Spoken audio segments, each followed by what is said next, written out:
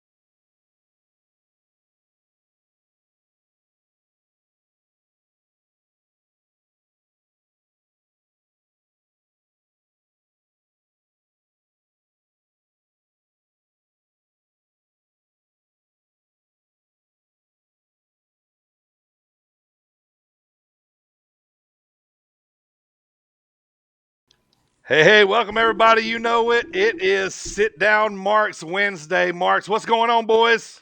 Hello. Not a whole lot, man. What a great weekend we got to talk about. We're all back to like normal lives and stuff, and it's boring. So boring. I'm bored. I know, man. I'd much rather be sitting back on the stage at AAW watching wrestling, man. I'm missing it already. That was so cool. It was amazing. It was. But nonetheless, man, we had an action-packed weekend of wrestling on TV and live. We got a lot to get to today. Let me start off here by introducing you to the my co-host here today. Let me start with my assistant editor and producer, straight out of your mama's kitchen with those Cesaro punches to your breadbasket. You know who it is, big AJ. Here you go. Welcome, AJ. Oh, hi, Marks. What's happening? Hi, Still Daddy. thirsty. Need to take a drink out of my sit down, Marks mug. Next up, the other co-host of the show from the land of the rattlesnake, Mr. Team Extreme. He all wants us to acknowledge him. We're still thinking about it. We're on the fence. Editor and producer of the show, the leader of the Johnny Drip Drip fan club, Primo Silver Fox. Welcome, sir. Wait, who's on the fence about acknowledging? There is no acknowledging of. You're right. Nobody's on the fence. Everybody chooses to acknowledge me. There's no fence. I'm trying to give him a little bit of something here, The reign is about to be defended soon. It is. It is for the first time. What's the number? Tell everybody out there in audio land. In case you marks can't read, that's 119 days as your sit-down marks pay-per-view champion. I'm gonna feel really stupid when you really win it again, and then you can be like the reigning and defending. Let us not forget, I am the champ because I'm also the scored circle champ. Yeah, and I taking lost that my rematch, so I'm taking that down tonight. I'm taking that down tonight. All right, let's get to tonight's very special guest, man. If you've been to an indie show across the United States, you've probably seen this guy at an indie show and just not know him. He's one of my good wrestling buddies, man. I love going to shows with my boy Adam here. Welcome to the show, Adam. Appreciate it, buddy. All right. Thanks, man. Thanks for having me on. Thanks for coming, man. Yeah, welcome. We had to bring Adam on because we normally go to the SCI show together the last couple of years. We didn't get to go this year together because we was already going to Chicago. So Adam was down at the SCI, so he's going to cover everything that happened down there, and we're going to ask him a lot of questions and talk about it. But real quick, Adam, how you feeling about the Marshall Thunder and Herd this year, man? How's the football team looking? Ooh, man. All new coaching staff. Big recruiting chops on this guy coming from Alabama. Right, yeah. Optimistic. We'll take it, man. We'll take it. Hey, I know I'm pretty fired up, man. My Tar Heels are ranked higher than some of these other football teams represented in this league right now for the first time. So I'm going to eat this up because my Tar Heels, obviously we're basketball school, but I'm going to eat this up, man. We got a good season coming up, but I'm getting excited. But let's get started with the show here. Big Beef, tell them what's up, baby. It's the Beefster here. And I'm telling you, you better turn into the Sit Down Marks podcast with AJ, Dirty Bird, and Primo. And if you don't, Beef's going to have to hit you with that beefy bomb. Tune in, folks. They won't disappoint you. That beefy bomb. He's trying to tell y'all, folks. He doesn't blink during that. That's the first time I've noticed that he does not blink throughout that entire thing. That's right, because crazy gimmick don't blink, brother. I'm going to try it, see how long I can last. Try it. See if you can make it through the part where I say thank you to all the sponsors and everyone listening right now on iHeartRadio, Spotify, Google Podcasts, Stitcher, TuneIn Radio, Apple Podcasts, Amazon Prime Music, Audible, and Sport and Aram Radio, coming soon to be SportsWire online radio every Friday at, I think we're on at 6:45 now throughout the week. Basically anywhere you can get your podcast, you can hear us. How'd you doing, AJ? Did you blink yet? Not yet. It hurts. All right, still going. All right, Primo, get us rolling here, brother. Today, in what happened today in wrestling history, and who's got a birthday? All right, let me talk to you. This day in wrestling history. I blinked. That's pretty good. That was a little wild. AJ. Yeah. Champ speaking. All right. Today, August 11th, 1997, Raw is War. All right. Ravishing Rick Rude makes his WWF return as Shawn Michaels' insurance policy. In the suit. He showed up in the suit. That's right. That's right. Hey, let me see you, Rick Rude. Go ahead. Well, AJ's There you actually go. There you go. Yeah. Swinging the hips. All right, let's move on. Valvinus before Valvinus. One more we got here. In honor of all the indie wrestling we watched. In honor of all the indie wrestling we watched this past weekend, I put one more on here. It's 2012 Ring of Honor presented Boiling Point. Featured names such as Adam Cole, Roddy Strong, QT Marshall, Michael Elgin, Tommaso Ciampa, and the main event for the ROH World Heavyweight Championship was Kevin Steen defeating Eddie Kingston. What a stacked card that is for ROH. Wow. Yeah, to retain his title. Crazy how the circus tables turn in wrestling, like right. with the promotions, right? Like, it's nuts, man. That's all right. crazy. Wrestling birthdays. I just picked 3 from this week. 1980, we have I'm afraid I've got some bad news. I'm afraid I've got some bad news. I bet I can guess his exact birthday. It was yesterday. It was. I said that it was this week. This week. The time difference. Yeah. Guess that was Never mind. I'll get to that later. But Wade Barrett's birthday, yes, it was yesterday. It is Today, Wade but Barrett's yesterday across the pond. And tomorrow's birthday, 1972, we have the coach, Jonathan Coachman. Jonathan Coachman. I love Coach. And the best, I saved the biggest one for last. 1953. That's August 11th, 1953. Do we have any guesses in the house? Yes, sir. 53. Go ahead. A real American. That's right. That's right. It's the Hulkster's birthday, brother. Wait, tomorrow? I cut grass today in honor of his birthday. I also want to say... You felt American today. I did. I cut grass. That's what Americans do. They cut grass. Did you take your vitamins? Yep. Did and I you listen say to the Real yours? American while I cut it. You do, don't you? I do. Yeah. You lousy Mark. Yeah. I do that so my neighbors don't talk to me. They know I'm crazy. Wait, who talks while they're mowing the lawn? No, so that's so they see me doing the Hulk poses on the lawnmower, and then they know not to mess with me. Like, oh, that dude's crazy, man.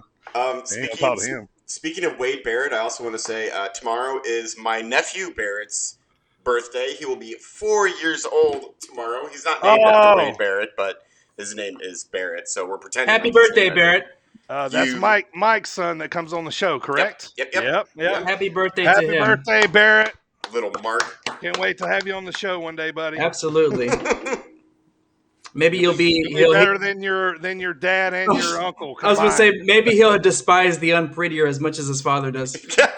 He will. That's where AJ got that diaper on a pole match he was talking about. Yes. He was thinking about what kind of match am I going to put my nephew in for his birthday? Well, my nephew Bear was booking. He's like, diaper on a pole. He's 4, so he doesn't wear diapers, but he's like, diaper on a pole. I'm like, since when do you talk, Barrett? I got something to say. Go on. And that is this day in history. Very nice. Very nice. All right, let's get started with the show today. Welcome, everybody. Thank you, everybody, for watching and listening all across the podcast platform here. Like I said, we got a big show today. We're going to talk about AAW. Adam's here to fill us in on all the SEI happenings.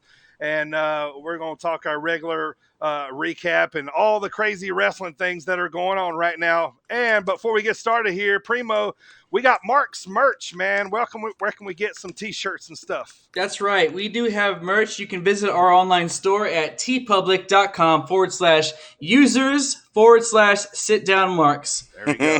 tpublic.com/users/SITDOWNMARKS.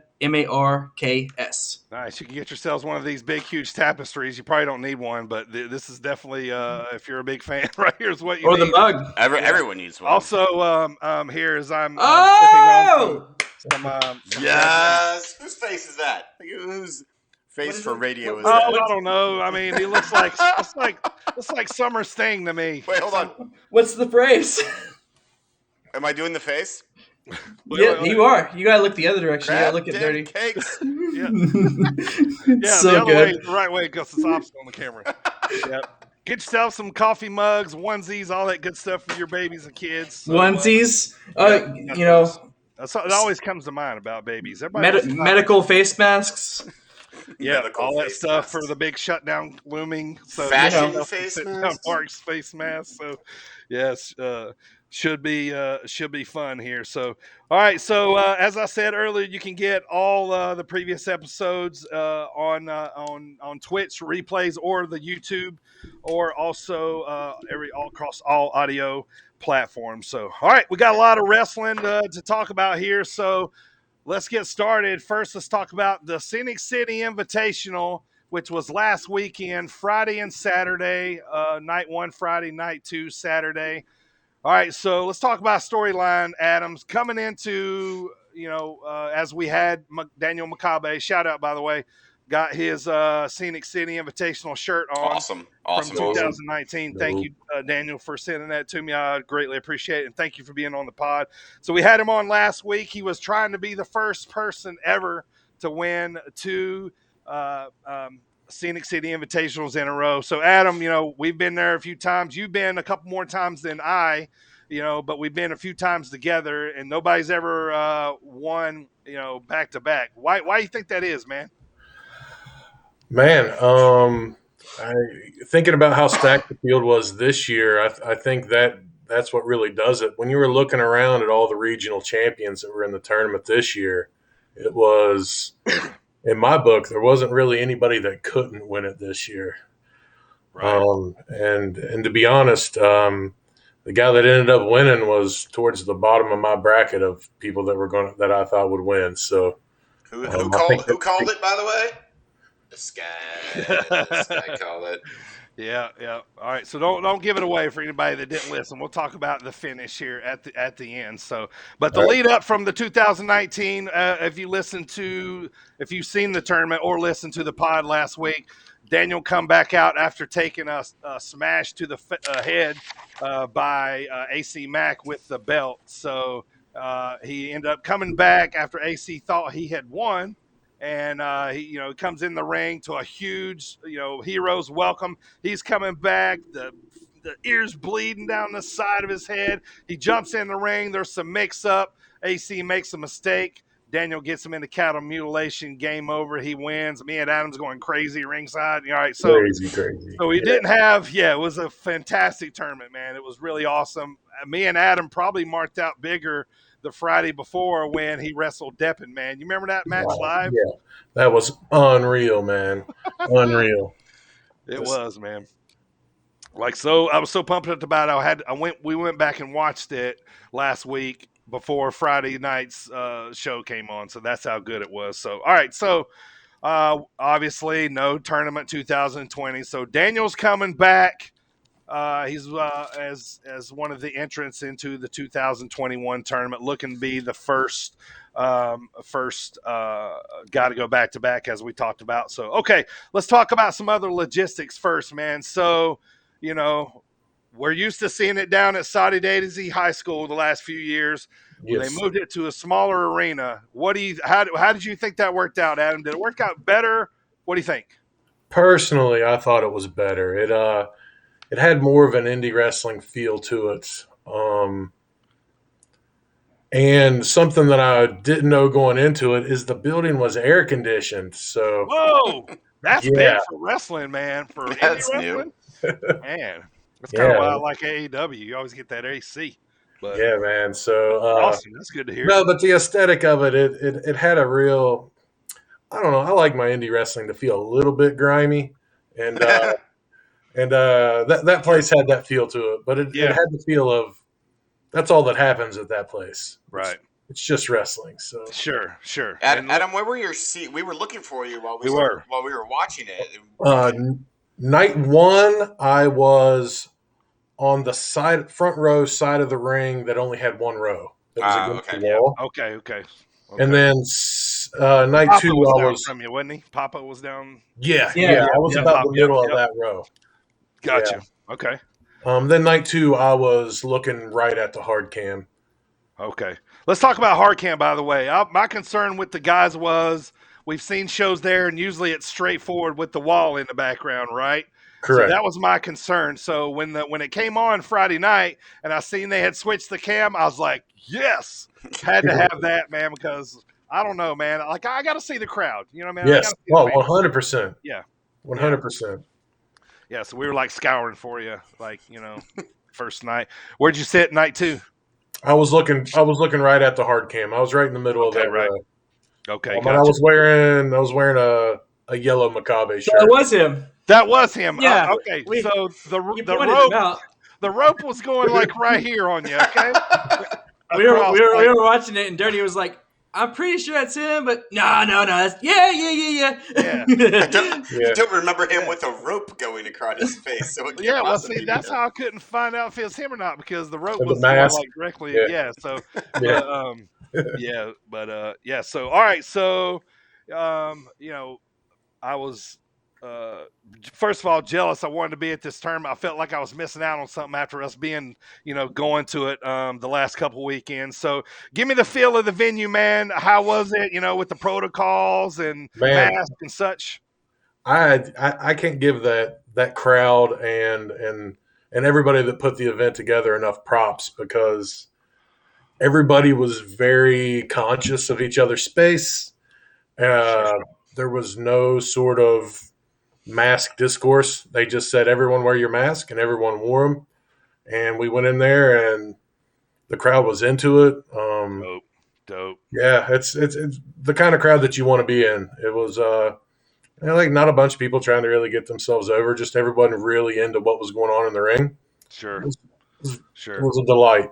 It was a delight. Yeah, I want to know who told us not to tell them to sit down when the announcer was announcing our sponsorship. Yeah, so yeah, that joke happened twice. Did it really? Yes.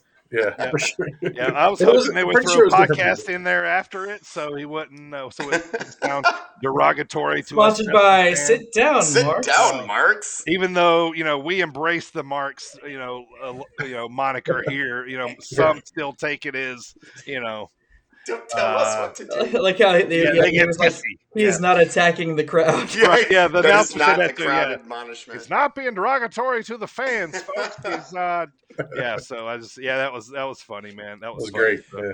that's good. Well, that's good to hear, man. How many people you think were there?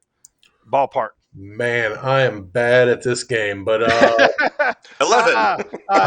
200? In the biggest ballpark. 150, 200? Okay. About as much as you could fit in that joint. Yeah, I was gonna say that's definitely a really small place. So yeah, not many getting too many people in there. That's awesome, man. Glad to see that it came off. Glad to see that everybody was pretty happy. So talk to me about the Gimmick Hotel, man. Any shenanigans? Because everybody usually stays at the same hotel. There's prom, karaoke, such and such.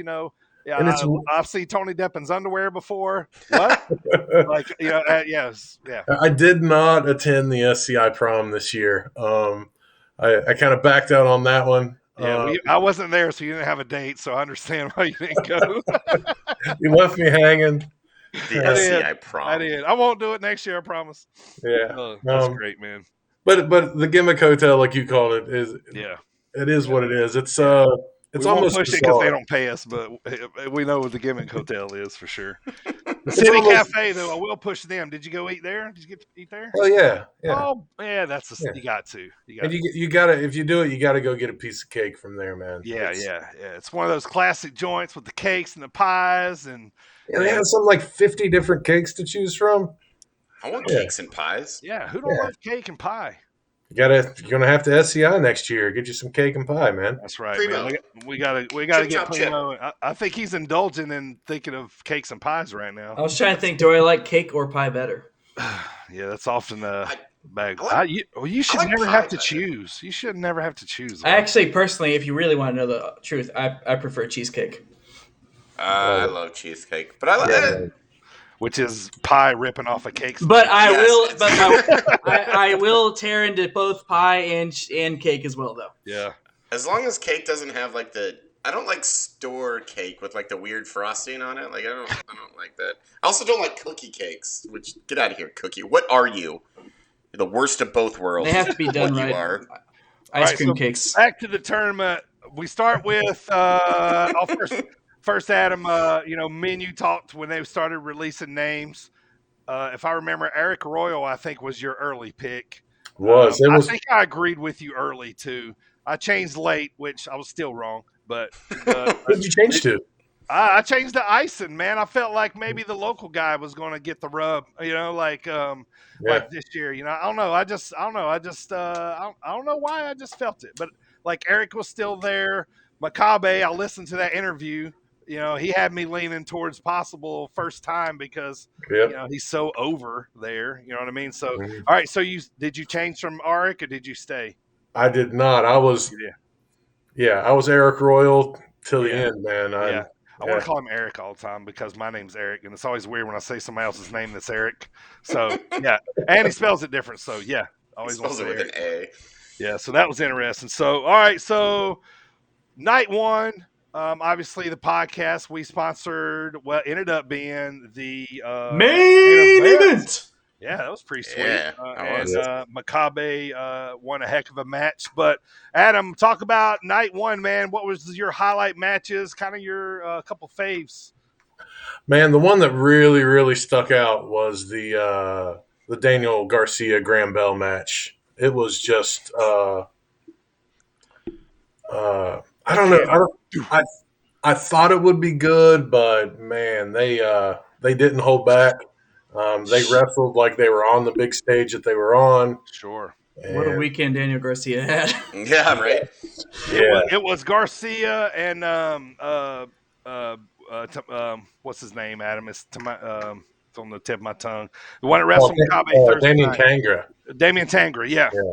Yeah, it was their two like coming out party weekends kind of. Very much. Yeah. Yeah, it was awesome. It was awesome. I was impressed with Alex Kane. How about our friend of the show, our homie, Big Beef opening? Yeah. He had to face AC right off the bat. First match. The crowd. It was awesome. It was. I love Beef's style, man. I do too. He's a throwback. He's hungry. He wants to get the crowd every time he's out. Adam was with me the night we seen Larry D when I started being a big fan of his. When he wrestled Larry D at St. Louis Anarchy, Adam was right next to me, and he just takes it, man. He's hungry, and and I was glad to see he got to wrestle Saturday too, man. So that was awesome. He's gotten even meaner with his style too, and I really noticed that a lot in even the AC match where he'll just step on a dude's face. Take that boot. Yeah, and that's right up my alley, man. And he's right, face stepping. Yeah. that was super dope. So Friday night was really awesome, and so congrats to Makabe. Moves on tonight too. So all right, so we get to the Futures showcase, and Robert Martyr ended up winning, which I kind of was telling the guys he's been taking a lot of licks lately from a lot of veterans in the indie industry. JD Drake and some other guys are literally trying to chop this guy's chest off, and he's really putting in the time. He travels a lot, and I was pretty happy to see him win the Futures. That was pretty sweet. It was great, man. I don't know if anybody really takes a better beating than that guy. He just takes it, man. Even matches I saw before this weekend, but his first round match, that was kind of the story of the match. They set it up in the beginning of, he was in there with guys much larger than him, and he was just going to have to eat a lot of stuff to survive, and that was the story of the match, and it's what he did, and it was a blast. Yep. Nice to see him come out on top, and it was a nice little heartfelt speech there that kind of proving that he belongs. So, all right, so we move to. What's that? One more thing about that. I don't think it showed up on the stream after his speech and all that. When he walked to the back, you heard all the guys in the back give him the big round of applause. It seemed stretched out, and it was just kind of the exclamation point at the end of his the speech that you talked about. So sure. Oh, cool, very man. Cool. Nice, cool. Man. Yeah, it's always nice to get recognition from your peers, man. So, really dope. And the Corn Belt Cowboy came out and gave him the medal from he was last year's winner. So that was a nice touch as well. So, and then we got some nice matchups.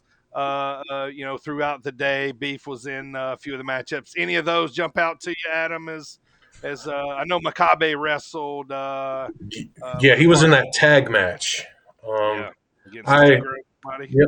I talked to him a little bit about that after the fact, and I'm very big on the locksmith Williams that he teamed with. So when Williams came out and then Makabe came out, I thought, wow, this match is completely geared to me. And then they brought out Kane and Tangra, and my mind was blown. And I asked him about it. I said, it's pretty brave to tease a really cool match and then swerve it to something even cooler.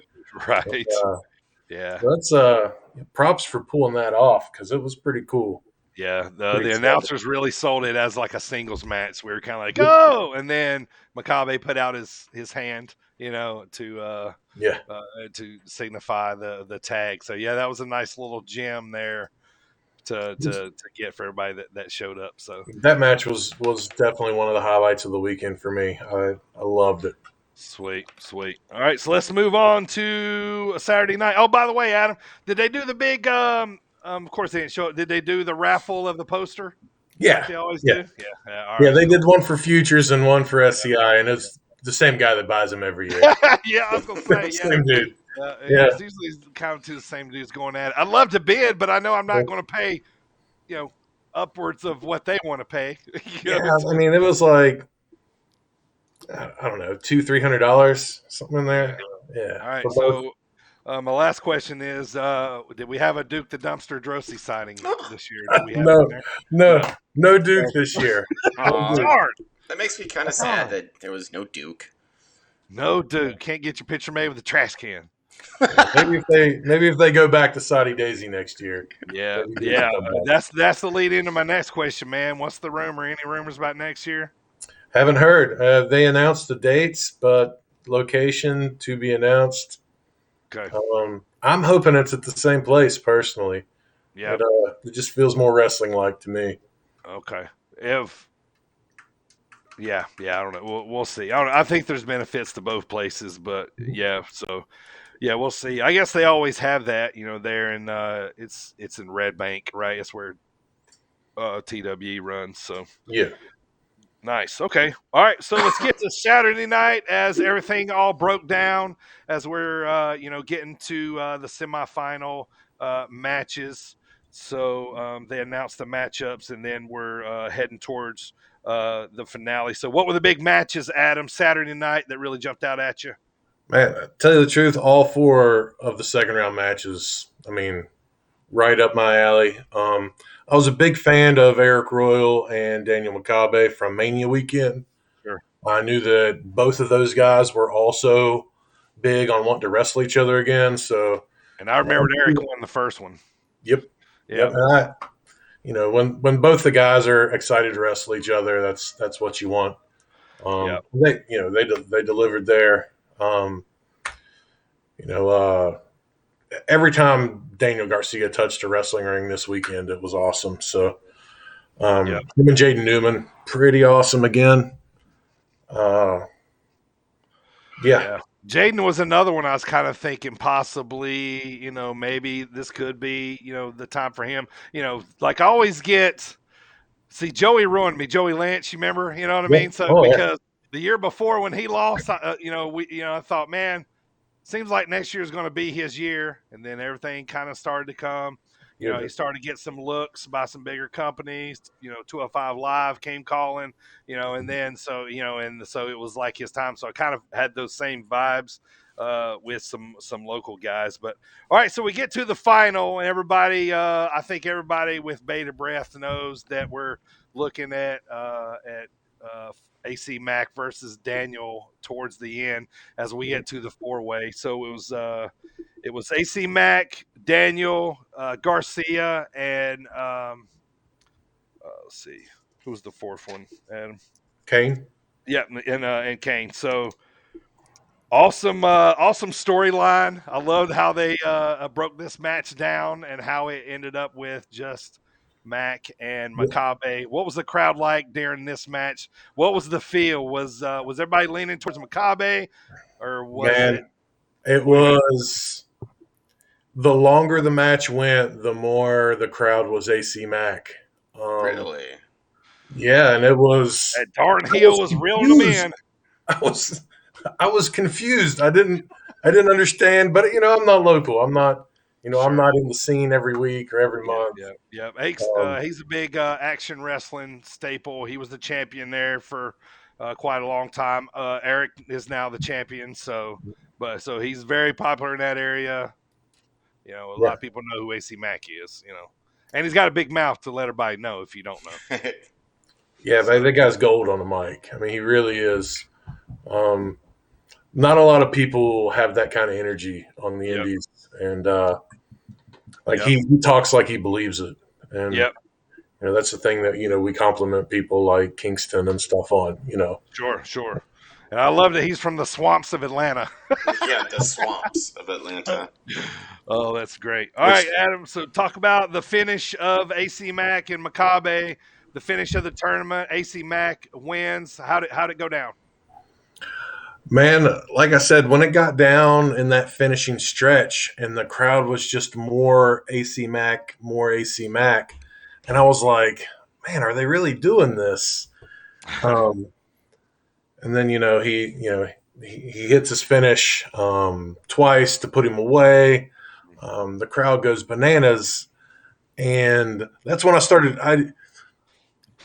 If you see me watching it, I'm just sitting there like I just kind of taking it all in, and I really thought it was amazing that they built to a similar finish with the same guys without turning anybody, and still got the reaction they want.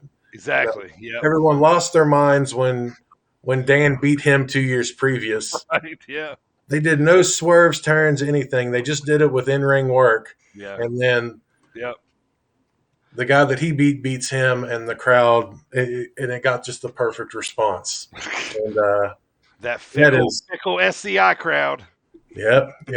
They want the babyface pop on the heel or whoever. But that's I don't know. That seems that's pretty impressive to pull that off. It is. Must be just exactly what they wanted.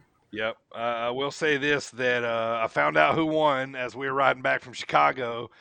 Primo and I was shocked but not shocked. I wanted to know basically after I found out who won how the crowd reacted. So I was anxious to watch after that, man. So yeah, it was pretty wild. But so the return happened and AC Mack gets the win. Did the pop come across on the stream very well when he won? Sort of, like you can see like some reaction, but I mean, you could tell there was a lot. It didn't seem loud, but it seemed enough, he was definitely getting more than what I thought. I kind of thought there'd be boos. I thought it'd be, the boo, the bad heel one, Yeah. But overall, great tournament, man. Kudos to them. As Adam said, they put on a great show. They do a great job with matchups. And, Adam's, they didn't really bring in, a lot of times they'll bring in some nostalgic acts sometimes, as we've seen, Too Cold Scorpio. I'm trying to think of another one the other day I remember they brought in. But, but they basically stuck to the wrestling scene this year, so it's kind of nice to see. Yeah, this year had the vibe that between the tournament and the future show. I felt like they're really not just figuring out what they want to do, but they're really executing what they're aiming for. So, I think this was the best year that they've done. So it was probably between this and the 2016 year, with the year they had Hero in it. Yeah. But this year was the most coherent, put together. Everything, all the pieces worked together. It all worked. It all worked to an end. Nice. And then the end worked out great. Yeah, that's great to hear, man. Thank you once again for letting us sponsor a first round match of Maccabi versus Priest, and I'm sure next year we'll be right there again. So thanks, Adam, for that report, man. Hopefully next year we'll be sitting right next to you watching the show with you. Yep, and eating some cake. Or pie. Right. Eating some cake or pie. Or pie. Well, the reason why we weren't there, we were in Chicago at 115 Bourbon Street, on the south side of Chicago at Marionette Park for Savages and Kings. Right there, the poster Primo's holding up, August 7th, 2021. The headliner was the return of Eddie Kingston after 2 years of being gone. He's back at his home of AAW, where he is a former champion. He's had tons of battles. He's been there a long, long time. So this was his big return. We set up on the stage. We were second row, right behind right next to where the wrestlers come out. So Primo got to stand next to guys like Jake something. I think Russ Jones stared into his soul. Yeah. Russ Jones gave him the is my slight. homeboy. Yeah. Notice you're not saying that out loud. Yeah, I think he's scared to say Russ Jones's name because he snatched his soul through his eyes. And then he gave me the nod of approval afterwards. He did, which was the most terrifying head nod I've ever seen in my life. Right. Yep. It was a really awesome show. Colt Cabana returned. He wrestled. Larry D. Me and AJ and Primo all stood up there. We did this until he turned around and did it back. Yep. We probably did it for a good 3 minutes straight of just not moving. Probably after a minute, you're committed, and hey, I was pledging. We were. And then he did it back, so we're all in the dark order now. Yep, we're members. Yep, so it was totally cool to see him there. It was a lot of good matches, man. Primo, AJ, talk to me, man. What were some of y'all's favorites? Oh, man. That Jake something in Shaft match. How about that? That was a fantastic. banger, dude. Man, it was hard They just hitting. beat the tar out of each other. It was hard hitting. Adam, it reminded me of the last time I think me and you seen like Moose and Keith Lee. Yep. Like right after Keith Lee, or not long before he went, and Moose was about to sign too, and it was like they're going away, and man, it was as hard as that night, man. It was awesome. Awesome. I'm glad that Ace Austin didn't die. Like he took a bump that. He also botched his entrance. He botched his so bad. Oh, you got to tell that story. He had one of those. Oh yeah, go ahead. Oh, yeah, I was gonna say he's got the little, the thing that he puts on the ground. It pops up like a baton. It's a retractable staff thing. So you guys, I bought a prop specifically for this show.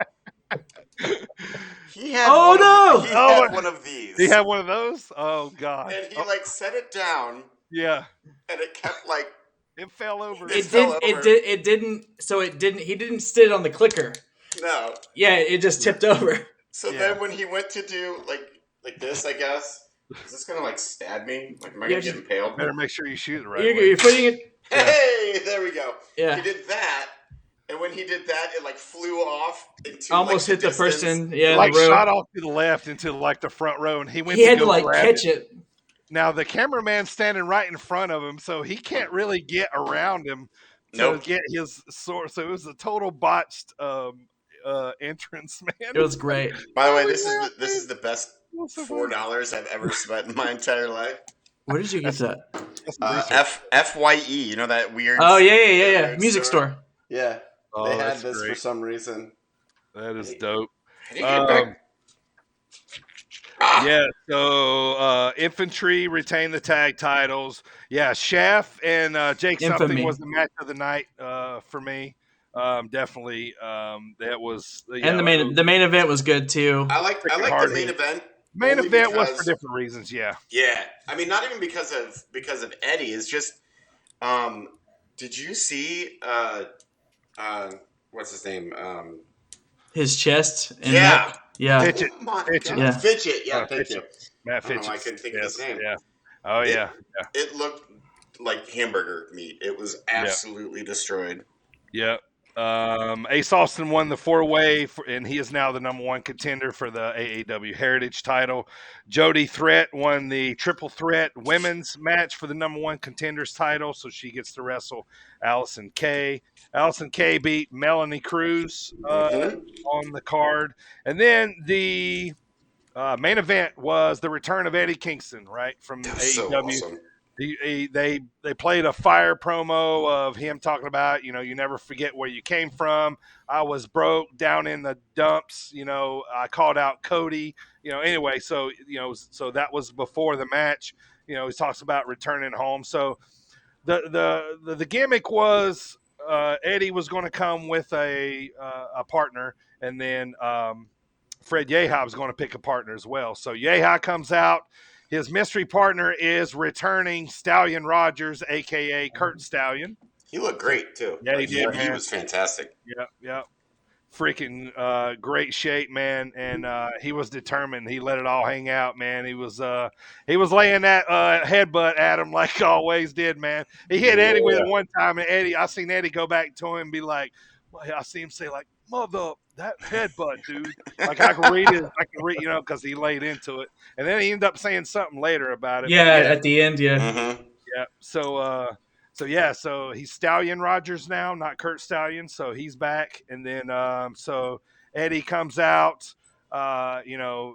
Heroes welcome. The one guy out in the crowd who threw the streamer too Premature, early. man. It is your fault, dude. It is. You're supposed to wait till he gets in the ring. He gets in the darn ring, man. He wanted to sit there and soak it up. There was like 100 of us that had streamers. Were, man. All right, so yeah, he was walking up. He was kind of walking back and forth, soaking it. Everybody was like, you could hear everybody going, wait. You know, so the guy is, and he don't even get in the ring. One guy throws one from way in the back, like, and then there's like whistle, and then it's like, doo. You know how it is, like everywhere, man. Like, well, I guess we got to throw ours now. Yeah, now it's time to go. Like, I was taking video of it. I went back and laughed because I'm like, shit. Well, dang it. That I was grabbing because I had it, I had my roll at my feet.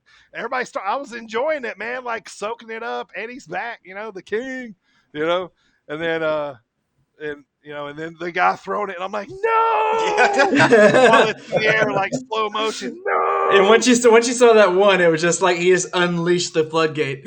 Man, I tell you what, man, that was a heck of a pop, boys. That was Road Warrior pop, man. It was nice. If you see that, there's that picture floating around though. That is a cool picture still of him by the rings, standing outside the ring with the streamers. By the way, I botched my streamer throw because I let go of it. So it just, like, the rolled up streamer just sailed off into the crowd. Nice. Well done, AJ. Well done. I got that in their beer. Hopefully it hit the guy that threw his first. I know, hope it hit him right in the head. But, man, it was dope. Eddie come back. Man, it was a hard-hitting fight. As usual, Adam, they ran, fought all through the crowd, drug across the bar. People took bumps on the bar. The women did the whole DDT on the bar. Yeah. But Eddie and them fought out through, hold on. So who was Kingston's partner? Oh, I'm sorry. So Eddie's partner says, he's got a partner that's on his same level. Matt Fitchett comes out. It's Matt Fitchett. Yeah. Okay. So Fitchett was his tag partner. Yeah, they went back and forth. This match was about Eddie coming back, but it was really more of a shine for Fitchett because he took the big bumps, he took the big chops, and he got the big spots and ended up with the pin for the win at the end of the night. So yeah. It almost feels like I don't know, like a little shine, a little push might be coming for Fitchett, like it might be his Jim Lynam tournament time or something, man. It was a bit of a showcase. Yeah, it was. And they ain't touching him in Vega yet either. It feels like he's been on deck there for a long time. Same. Yep. The Dirty Rook. Yep. So the Dirty Rook. It was awesome. Eddie cut a fantastic promo as usual after the match. Apparently there was some possibly guys in the crowd that was giving Kurt some junk about, talking trash about him getting cut, from WWE. So Eddie, thank God, man, he got on the mic and started ripping. He let him have it. It was great, man. It was great, and so yeah, he basically told him to hit the exits if they didn't like it, kind of deal. So it was really awesome. I'm pretty sure he also said, if you don't like it, come see him. Yeah, come see him. Yeah, basically. Awesome. So it was really super cool. And then he cut an awesome promo. You guys probably see online. He's like, I never want to throw a football, I never want to score a touchdown, hit a home run. All I want to do is be a professional wrestler. And that was he so thanked cool. AAW for helping him, sticking with him when nobody else really gave him a shot, that kind of stuff. So, man, it was just super fire. Their next show is September 2nd down at Logan Square. The promo or the card is called Destination Chicago. They've basically announced the same guys there. Juice Robinson is going to be on that card. So that's what's coming up in AAW. When are you going to Seattle? At the end of August. Okay, because Kingston is going to Seattle for his Defy debut at Mad Kingdom, September 25th. Okay. Yep. Defy runs up there in the Pacific Northwest. What'd you say, Adam? So that's all out weekend, right? It is all out weekend. Yeah. Yep. At Logan Square. Yep. So they're squeezing that in. Yep, sure is. All right. Well, that is our big indie wrestling shows for the weekend. If you guys are ready to hop How about in. that? How about that hour-long match between Yuta and Garcia? Yes, I'm glad you brought that up, man, because we had to, it was the 100th defense of the title. Did you watch that whole match, Adam? I kept thinking. I did. Hour-long matches are not my thing, but man, Same. Me and Primo, I'm ready to rewatch it. 5 games of pool and played like 18 games of ping pong. We were like, we watched it, but we were able to do so many activities while we were doing it. Look at the other 2 members getting to have fun while stupid old AJ is sitting at work. Yeah, all right. Yeah, it was pretty awesome, man. Pretty good card there too. I miss Orange and Chris Statlander. They were on the card, right? Yep, they did a tag. Who were they going against? Trish and I forget now. Yeah, and since we just didn't say it, but that Garcia Yuta match ended up going to a time expiration at 60 minutes. Yep. That was the finish. 1 hour long time limit. So, that finish stretch was. They looked exhausted. Which I mean, who wouldn't be? Right. Mm-hmm. Right. Yeah. I was kind of tired watching them. So I'm glad you brought that up because now the rumblings are starting of having AC Mack versus Wheeler because they want to get that title on AC so they can have IWTV defenses in action. So they're trying to drum that up a little bit on Twitter. I've seen that lately. So which would be cool. Hope they do that in the South, man. I know, right? Yeah, for sure. All right, AJ, if you're ready, man. AEW Dynamite last Wednesday. Let's get it. AEW Dynamite homecoming show. Fittingly enough, Daily so Slate. the kickoff to this show could have been a main event at any of their pay-per-views ever. It was the third labor of Jericho versus Juventud Guerrero, and the stipulation is that he has to. Hoovy juice. Hoovy. All right, I'm under control. I'm fine. Anyways, Chris Jericho has to hit a move off the top rope to win the match. So MJF is on commentary too. He is amazing for it. The storyline of the match is Jericho is still just battered, and he looked like a battered old man after his match with Nick Gage last week. And so he was like all bandaged up, and he had like at one point the bandages came off his face, and he had like cuts all over the place from the Domino's pizza cutter. So Jericho keeps trying to. It was just a pizza cutter. It wasn't a Domino's pizza cutter. Yeah, I added that in there. The Domino's sponsored pizza cutter. I noticed that Papa John's they don't care. They're still throwing their commercials in there. Oh yeah, they don't care at all. I bet they would have been fine with having that spot during the pizza cutter incident. So Chris Jericho hits a frog splash off the top rope for 2. And it's like, even though there's no drama in this match whatsoever, everyone knew that Jericho was going to win, obviously. But it was still really, really cool to see Juventud Guerrero back. And it was a little rocky start to this match. He was a bit botchy. Yeah. Juven Botch Guerrero a little bit. Yeah. They picked it up though. I mean, that Hurricane Rana, he had to do it twice. Jericho, he missed it. Jericho went back and just stared at the turnbuckle like this. he's like, Hoovie's back here. You can tell he's like, Hoovie, get up so we can do it again. So after that, Jericho, like, he comes off the top rope and puts him in a Walls of Jericho. Would that have counted as a top rope maneuver? Yes. That's what I was thinking. He did it from the turnbuckle. Yeah, it counts. And I know we talked. We talked about this in person, but I said because Jericho is the one who unmasked Hoovie in WCW, so he should have came out with the old mask hanging around his neck.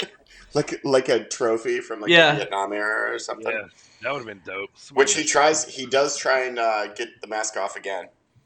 Right. Jericho goes for the match, which was a nice callback. What else happens? MJF calls Nick Gage an idiot. That's brave. Ooh. Jericho hits. Sorry, I was going to say, did you see the big wrestling Twitter pointed out that Jim Ross said that MJF was a monster among men? Yes. He said that it was a monster. I don't know. Come on. I'm like, please, God, come on. I love Braun, but is AEW going to get these hands? No, please stay off of my AEW Braun Strowman. I love you. Go to the Indies. Where were we? Oh, a double axe handle for 2. Love that. He even tried to go for a pin after a double axe handle. Not used effectively since Demolition back in 1944 or whenever Demolition was. Bring that back along with the back rake. We got the back. We were talking about the back rake. Yeah. Wrestling moves that need to be brought back. Yes, the shoelace to the eye. I like that one too. That doesn't. Where's Arn Anderson? He did all this stuff. What else happened? Oh, Walls of Jericho from the top rope. Hoovy driver, but again, no drama. Everyone knew that Jericho was going to kick out of the Hoovy driver. And finally, first, Jericho hits one Judas effect, realizes that he has to hit it off the top rope, jumps up, goes to the top rope, hits it. 1, 2, 3. Awesome. It was like a super Judas effect. It was a super. And I like how MJF was like, because every time Hoovy would pin Jericho, MJF was like, Aubrey, you're so stupid. Yeah, he called her a floozy. He's like, Aubrey Edwards is such a floozy. And then whenever she denied Jericho's pin, he was like, you're doing something right finally. All of her slow counts and fast counts. MJF is fantastic on commentary. Oh man, he's good anywhere. His so Jericho's next labor of Jericho is against Wardlow with MJF as a special guest referee. I'm interested. Like, how's that even going to work? So I was looking into that. I was thinking back on it. He said he was going to be there to make sure things are called down the line or called fairly. So is he the special guest referee or is he like a special enforcer? I think it was referee, but at least that's what I got out of it. I'm not sure. Yeah, I guess we'll see. I was just assuming he was just going to be at ringside and just interfere. Me too. Yeah, he does. Which I got to be honest. Like, go ahead. Sorry, I didn't mean to interrupt. No, it's okay. I was just going to say he's just saying that he's got to beat Wardlow with him ringside. Well, here's what I was. Yeah, so I was going to say the first labor was let's revisit that. First labor was against the chairman, and only he could use the chair. Oh, yep. Second was against Nick Gage in a death match. Yep. Third was against Hoovy, and he had to do the top rope finish. Yep. Fourth match is just against Wardlow, which is it's kind of boring, to be honest. Wardlow with MJF there. I don't like. Okay. You spoiled me with these cool matches, and then you give me Wardlow. So now you're not on board. No, the Laborers of Jericho is probably still one of my favorite storylines in wrestling right now. Yeah, but I'm a big fan of it. Another thing me and Dirty talked about is MJF the fifth labor or is it after 5? It's he has to pass 5 and then get to so MJF. that'll be all out. Yeah, probably. Yeah, it'll be all. He'll do one more next, or no, one more the week after next, and then. Adam, you going all out, man? You going to anything? No, I got no all out ticket. I do have a ticket to the Chicago. What's the new show where Punk's Rampage? Rampage. Yeah. Yeah. I got the first dance. Yes, I have a ticket to that. That's going to be awesome because I still want to try and get a ticket to that. Oh, if Sears Center in Elgin. Is that the Sears Center? Is that what it is? Yeah. Okay. Elgin, Texas? No, never in Texas. No one goes to Texas voluntarily. If you're going to play in Texas, you got to have a fiddle in the band. It's not even that big there anyway. Or a jug. Now I just want to start my own jug band. All right. AEW. Who gave us a Sound like a podcast? jug. I gave you credit, but it sounded nothing like a jug. What are you talking about? That sounds exactly like a jug. It's very Willy Wonka. I can totally It is. lead in the jug band. It is. You guys ready for my jug solo? You guys are crazy. That's jug right there. A leader in the jug band is the singer. I mean lead jug. Lead jug player. Lead jug. Not the rhythm jug, but You have the lead jugs. Jug. I'm under control. I'm fine. All right. Moving on. AEW. So real quick, I want to talk about since we talked about Daniel Garcia so much. This was fantastic. Yeah. Daniel Garcia in 2.0 call out Darby Allin, Eddie Kingston. You want a piece of me? Oh my God, and Moxley. I love those guys. It was fantastic. These three rookies call out the three biggest stars arguably in all of AEW. You want a piece of me? And like 2.0 at one point, I can't remember which one it was, but absolutely marks out when he comes face to face with Sting. It's the one with the long hair. Yes. Yeah. He turns into like a kid. I'm gonna learn their names now. I actually care because I think You're the they're real funny. Sting. I was ticked when they got released from NXT. They were Ever Rise, yeah. They They were getting funny to me, man. It was great. I love it. My favorite. Go ahead. Go ahead. I was gonna say Go my ahead. favorite part of that match was the end. Whenever Moxley and Kingston mark out the fact that Sting's in the ring with him. Yep. They did. They All right, absolutely yeah. did too. Eddie was funny. Like, oh, he's like, oh. He's like, you see this? Yeah. Like Darby Allin was just sitting in the corner, like, yeah, this is all. He's over like, me he's now. my homie. We hang out every day. Yeah. I was laughing too. Eddie was going, me? In a ring with Sting? Like, he was like, me? And Sting? Like, oh, man. And all that. So in that speaking of Daniel Garcia, that match was before all the rest of his weekend. Yep. This is last Wednesday, so this started off his entire weekend. Man, good for him. Like, obviously, these three got absolutely squashed, and at one point they all hit In the their best way. Yeah, it was great. I loved it. Good for these three, Darby, Eddie, and Moxley, for going out there with these three rookies and having a match with them. They took their shot. Yeah, they really did. Yeah, by the way, too, shout out, man. I love AEW Dark, everything that has to do with that. Yep, I it's love a great it show. that guys aren't on TV or getting to wrestle, and we can still watch it. And they're all they're putting on a lot of people putting on great matches. To me, it feels like there ain't a bunch of guys sitting, back in the locker room, not like getting doing you know what I nothing. mean? Yeah, and they advertise who versus who. So it's like if you want to go see a certain wrestler. He might not be on, but if you're looking to see a certain wrestler, you can tune in to catch them. I love that part about it. The advertisement, the idea of it, is great. So, I mean, I'm assuming they're going to tour if we get there. I have heard that it's not in the books yet, but I imagine that they will. Yeah, if it is in the books, they're probably pausing. Anyway. Also, I mean, plus, like, what I like about it is it's not like, Jeff Hardy on Main Event. It's an actual. You're welcome, Primo. That was just for you. Because remember, Jeff Hardy was on Main Event, and yeah, he got beat by Veer. Yeah, yes, Veer was the one that beat him. Yeah, got beat bad. Yeah. Has he woke up yet from getting choked out? I don't think so. I think he's still asleep. Napping. Okay. Oh, we'll get to that. We'll get to that. Yes, You know what? I didn't We mean will to bring get it to up. that. I I was gonna be nice to Cross tonight, but we'll get to that. Oh, I'm not gonna be nice to Cross. I'm not on board. Go ahead. There that is again. I'll bring it. Okay, so before I get to the main event of AEW, I want to go through the rest of the rest real fast. Promo with the Lucha Bros and Andrade, which is fine. Promo with the group of which we are now a member, or we are now members, Dark Order. And Adam Page apologizes and basically is like, I'm going to go on my own. See you guys later.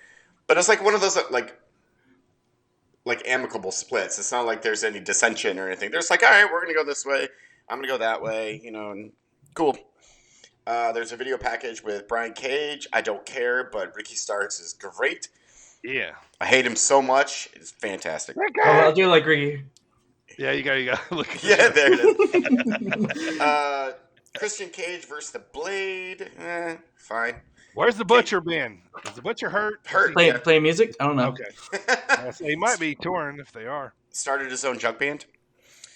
At one point backstage, the Elite plays basketball, and Carl Anderson is really good at doing that.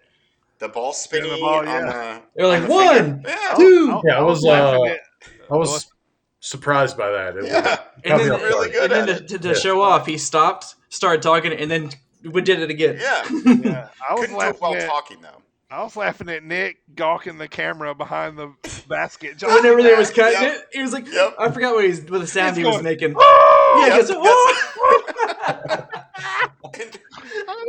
They still keep telling Brandon Cutler to shut up. He started talking. They were like, shut up, Brandon. Great. Love it. Oh, that's so good. Really cool promo with FTR and Santana and Ortiz. I like their whole storyline. Like, I love...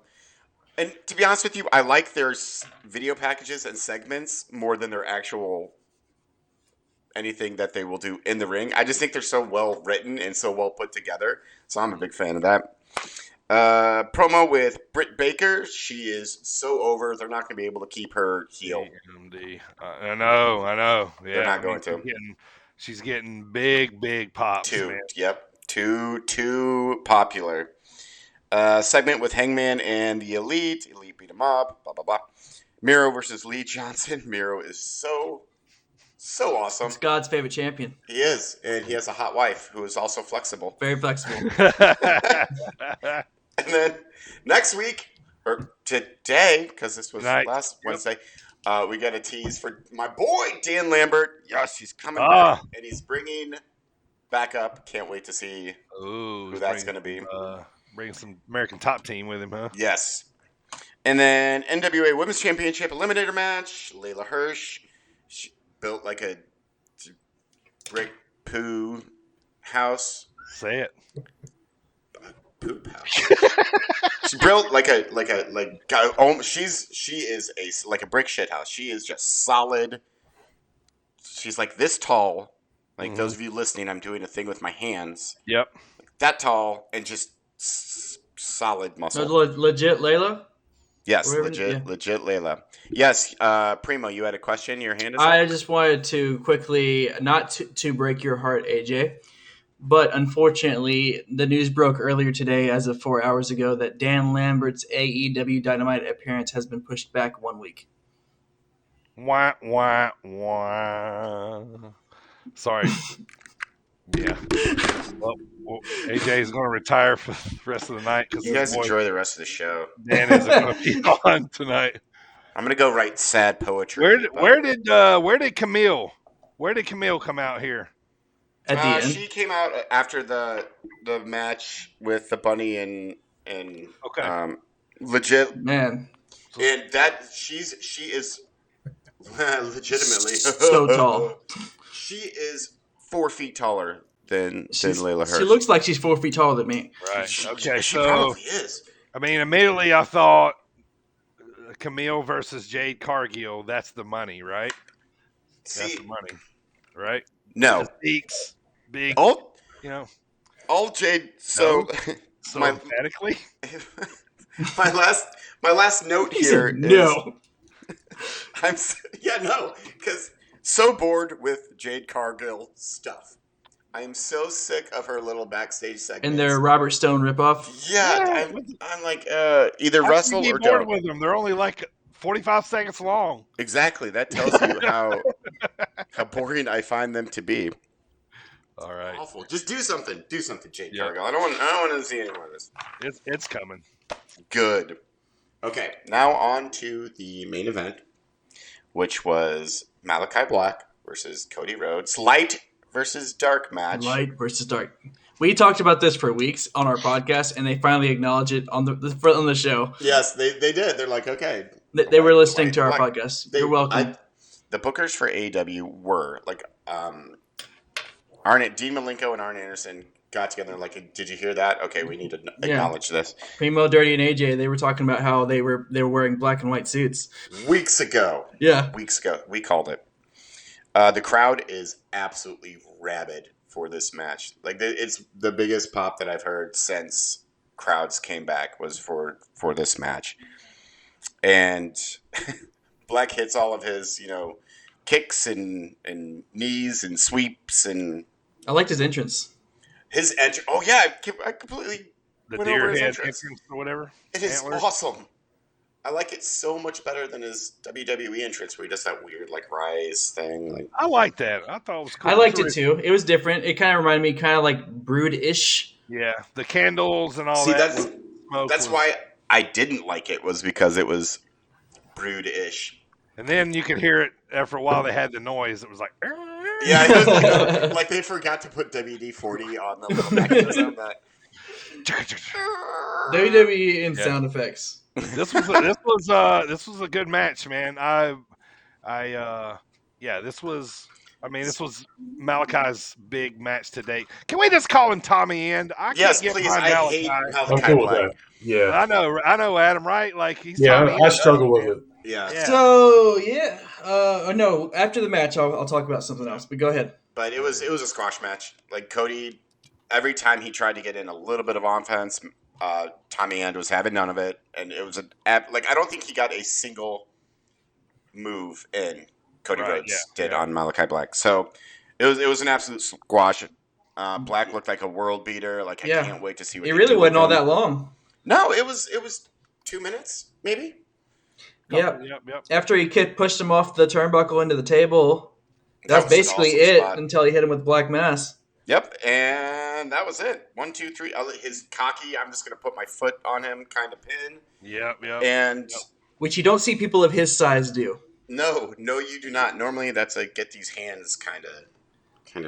I don't want to talk about get these hands. Like an almost or almost, if some people call them. We call them almost on this show. Almost. This is actually Cody's big, kind of going away speech. He's stepping to the side for a while. Yep. There's a lot of things going, a lot of rumors. The TV time is getting slim for a lot of guys. So so he's stepping out of the roster. Going to be behind the scenes. He'll probably come back later for a big baby face push pop.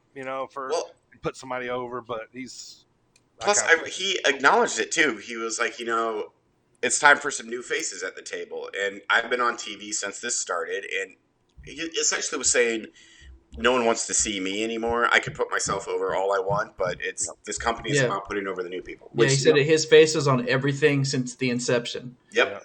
Yeah. And Adam, what do you love about AEW right now, man? What's your favorite things about it? The good faith. For me right now, it's the good faith. I feel like if there's something on TV and I don't like it, that it's going to be for a reason, and I can trust them. I'm not getting jerked around. And even what we were just talking about with Cody, it's seeing the writing on the wall, new people coming in, screen time, like you said, and it's weird to see people not be selfish in big spotlight wrestling. So that's pretty cool. I always say that's how you can really tell when somebody loves wrestling. And also, I know it's not a surprise, but he blatantly said, "We are in competition." Yes, in competition. We're not an alternative. We're competition. Yeah. That's a great line. It's going to be interesting when Rampage goes up against SmackDown. Yes. On Fridays. Man. I think I was just reading this thing about because Tony Khan was on Busted Open. You're welcome. We just shout out your podcast.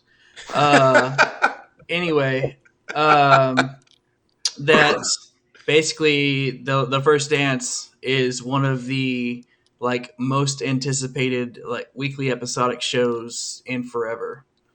I agree. Yeah. I know I've cleared my whole slot. That Friday, I am watching it live. I'm not going to be behind. Yes. That's live on the couch. Yeah. But what I was going to say earlier when we were talking about Malachi Black, when y'all were talking about his name, well, if you ever watched the build-up promos to that, when he revealed his name was Malachi Black, it was like a psych ward type or prison psych ward type situation. Anyway, back home we just call it the loony bin. But Buddy Murphy, aka Matt, whatever you want to call him, just released a promo a couple days ago in the same facility with the same doctor. I saw that. Yeah. Interesting. And then also in Malachi Black or Tommy Inn's promos, he mentions him. Talks about how he damaged his eye. Yeah. I wonder where that's leading. Oh, well. All right. Anything else, AJ, for AEW? No botch. No botch that time. That's how you do it, Ace Austin. That is, so show goes off with Malachi Black beating the crap out of Cody Rhodes with his crutch, mega heat. Yeah. Wonderful. I look forward to everything. That was the funniest thing, though. He goes to drop his boots, and then Malachi comes back with a chair. And hucks his boot out of the ring. He's like, nah. The funny thing was... You're not return. Yeah, no, get out of here. Whether, you know, Cody was still on his knee, right? So, and they gave him that crutch, but the crutch was like for... I don't teeny like small people. It was a tiny child crutch. Yeah, it was a crutch for like Primo or AJ probably. Not normal sized people. Yeah. And did you see it? He kind of like gradually kind of walked and put it up against the turnbuckle, and he kind of laughed at it too. And I like how he like kept trying to like. Tell Shivani just like go on. Just go on. Yeah. Just go. All right, well, should be fun tonight. All right, let's hop over now to Impact Wrestling with me here last Thursday, August the 5th. Let's get to it. Opener was Finn Juice versus Switchblade and Chris Bay. Now, Chris Bay pins Juice Robinson, and as the show went last week, Jay White has emerged trying to get Chris Bay to join the Bullet Club. Well, after this match, they walk up to the top of the ramp. Chris Bay officially pulls out his Bullet Club shirt, and he is now a Bullet Club member. So, King Switch. King Switch. So probably be seeing Chris Bay over in Japan sooner or later. And speaking of Japan, right after that, they announced or reminded that Resurgence from New Japan Pro Wrestling is coming up August the 14th. So that is this weekend. So got that one coming up. All right, next up, the Drama King. I keep forgetting his name. From Rewalt. Matt Rewalt. Matt Rewalt. Matt Rewalt used to be in Aiden English. Yep, Aiden English used to be the Vaudevillains. Anyway, he shows up to introduce Deonna Purrazzo, as this is kind of their coronation after winning the King and Queen tournament that was on Impact Plus, where basically nothing happens. But anyway, so, it's true though. I mean, true. Yeah. It's like I dedicated time to watching. Nothing happens. So anyway, that's why I can put a synopsis on it and bring it to you. So yeah, this was kind of their coronation. Mickey James interrupts, and she brings out Melina from Eminem in the WWE, most recently in NWA. So she is now in Impact Wrestling, and she is going to wrestle Deonna Purrazzo at the NWA Empower pay-per-view Empower. Yep, August the 28th in Seattle, St. Louis, as part of NWA weekend. So next match, Trey Miguel versus Daivari versus Rohit Raju versus Jake. What's my name? Something. Thank you. Appreciate it. Guess what? It was so fun doing that in person, by the way. It really was. How big is you guys got an idea of how big that's that a big is? son of a gun. He stood right next to me. He's a big dude. Big fella. Yeah. All right, and let's talk about too. I've never noticed. Adam, maybe you have. The boys noticed some kind of Dragon Ball Z tattoo on him. I never noticed it. Oh, that made me a bigger fan of you, Jake, by the way. Me too. It's up under his right thigh pad. Yep, on his quad he has Goku and Shenron. Yes, he does. And it was awesome. I didn't know anything. I've seen a tattoo. I just read a book, nerd. Like it was. That ain't reading a book. Dragon Ball Z. Dirty just looked down on us like nerd. We disappointed. I looked at you like, I don't understand because I'm too old. we didn't say it. You said that. Yes. All right. So back to my sit man. here in shirt shake and my name. My name. What's my name? My man Jake wins, and he is now the number one contender to the X Division title, which means he's going to wrestle Josh Alexander. And So that's strange. That is so weird. So weird. Such Jake- a big guy going Yeah, after the Jake X Division. in yeah, the X yeah, Division. yeah. But X Division. It's I know it's not always been small dudes like Samoa Joe's had Right, it. Yeah, that's right. yeah, Homicide has had it. Yeah. That was kind of early, kind of the way they wanted to picture the belt. But yeah, it's like I said, it's kind of their IC belt. Is basically the way they look at it. So anyway, so they announced Emergence August the 20th, which is going to be on Impact Plus. Poor Emergence. Yeah, and then so next up, a couple matches. Jordan and Rachel Ellering, Jordan Grace, Rachel Elling beat Fire and Flavor. They got these new gear, so Jordan and Rachel are officially a tag team now. Fire and Flavor, they're kind of looking like they might break up here a little bit. They're eyeing each other down. It's your fault. It's your fault. Blah blah blah. Next match: Good Brothers, Violent by Design, and Willie Mack versus Willie Mack and Rich Swann has been announced as a three-way match for Emergence winner Thruple for the tag titles that is currently on the book, the Good Brothers. Who? All right, the Bud Brothers, the Good Brothers, the old Bud Guthers. All right, so here's something cool, guys. Next to last match, Macklin wrestles Frontman Ja, who we saw wrestle Saturday night, at AEW. So it was a good match. It was a squash. Macklin pinned him, picked him up. He kept doing the King Kong Bundy is what I call it. Macklin has a weird hairline. Yep. And then what's wrong with hairlines, Primo? I have one and you don't. So Macklin's beating up Frontman Ja. Petey Williams comes out and kind of runs Macklin off a little bit. So that's kind of going to be their I think Macklin's first feud, I think. So all right, so we're getting to the main event of the night. Sami Callihan, Eddie Kingston, and the Elite Hunter Kazarian versus Good Brother and Omega. Basic shenanigans, a lot of stuff going on inside the ring. And basically this kind of ended up setting up a match for later, but Eddie wins with the Boston Knee Party on Carl Anderson. And then after the end of the match, Morrissey attacks Eddie, which he didn't have anything to do with the match, but Morrissey attacks Eddie, and then that's kind of the way that the show goes off, which is kind of playing to Morrissey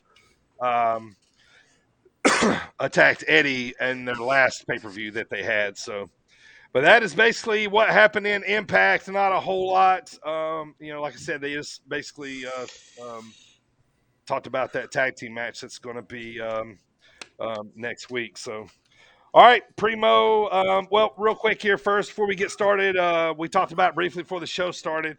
Ring of Honor, Adam mentioned it too. Death Before Dishonor pay-per-view September 12th has been moved out of Florida. They are moving now to the 2300 Arena in Philadelphia due to COVID cases rising up. I didn't realize it was announced. Yep. Earlier this morning, it hadn't been announced yet. Yeah. Yep. And then my other, to the 2300 Arena. Is that closed to no fans? I don't know what their local regulations I really hope not. But I mean, I get it, but still. Yeah. I think as of now, it's still with fans. Okay. Is it? Okay. But we're barreling down that road right now. Yeah.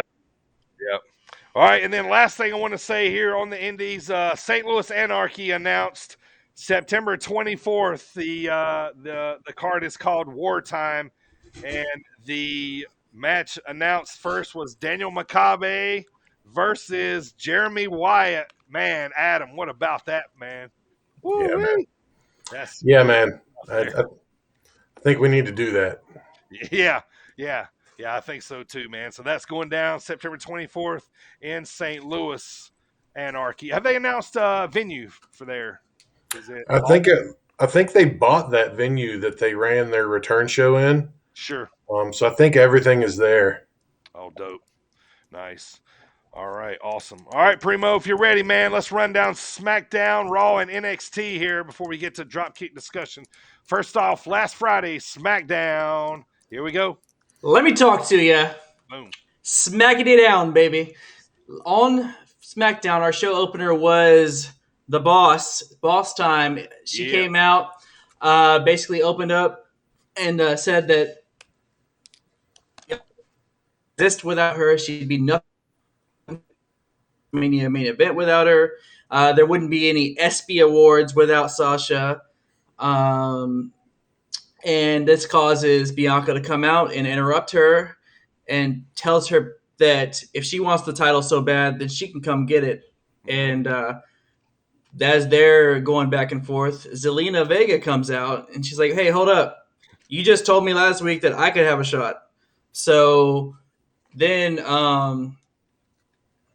basically Bianca realizes she has to decide now because she just told 2 people they can have a title shot.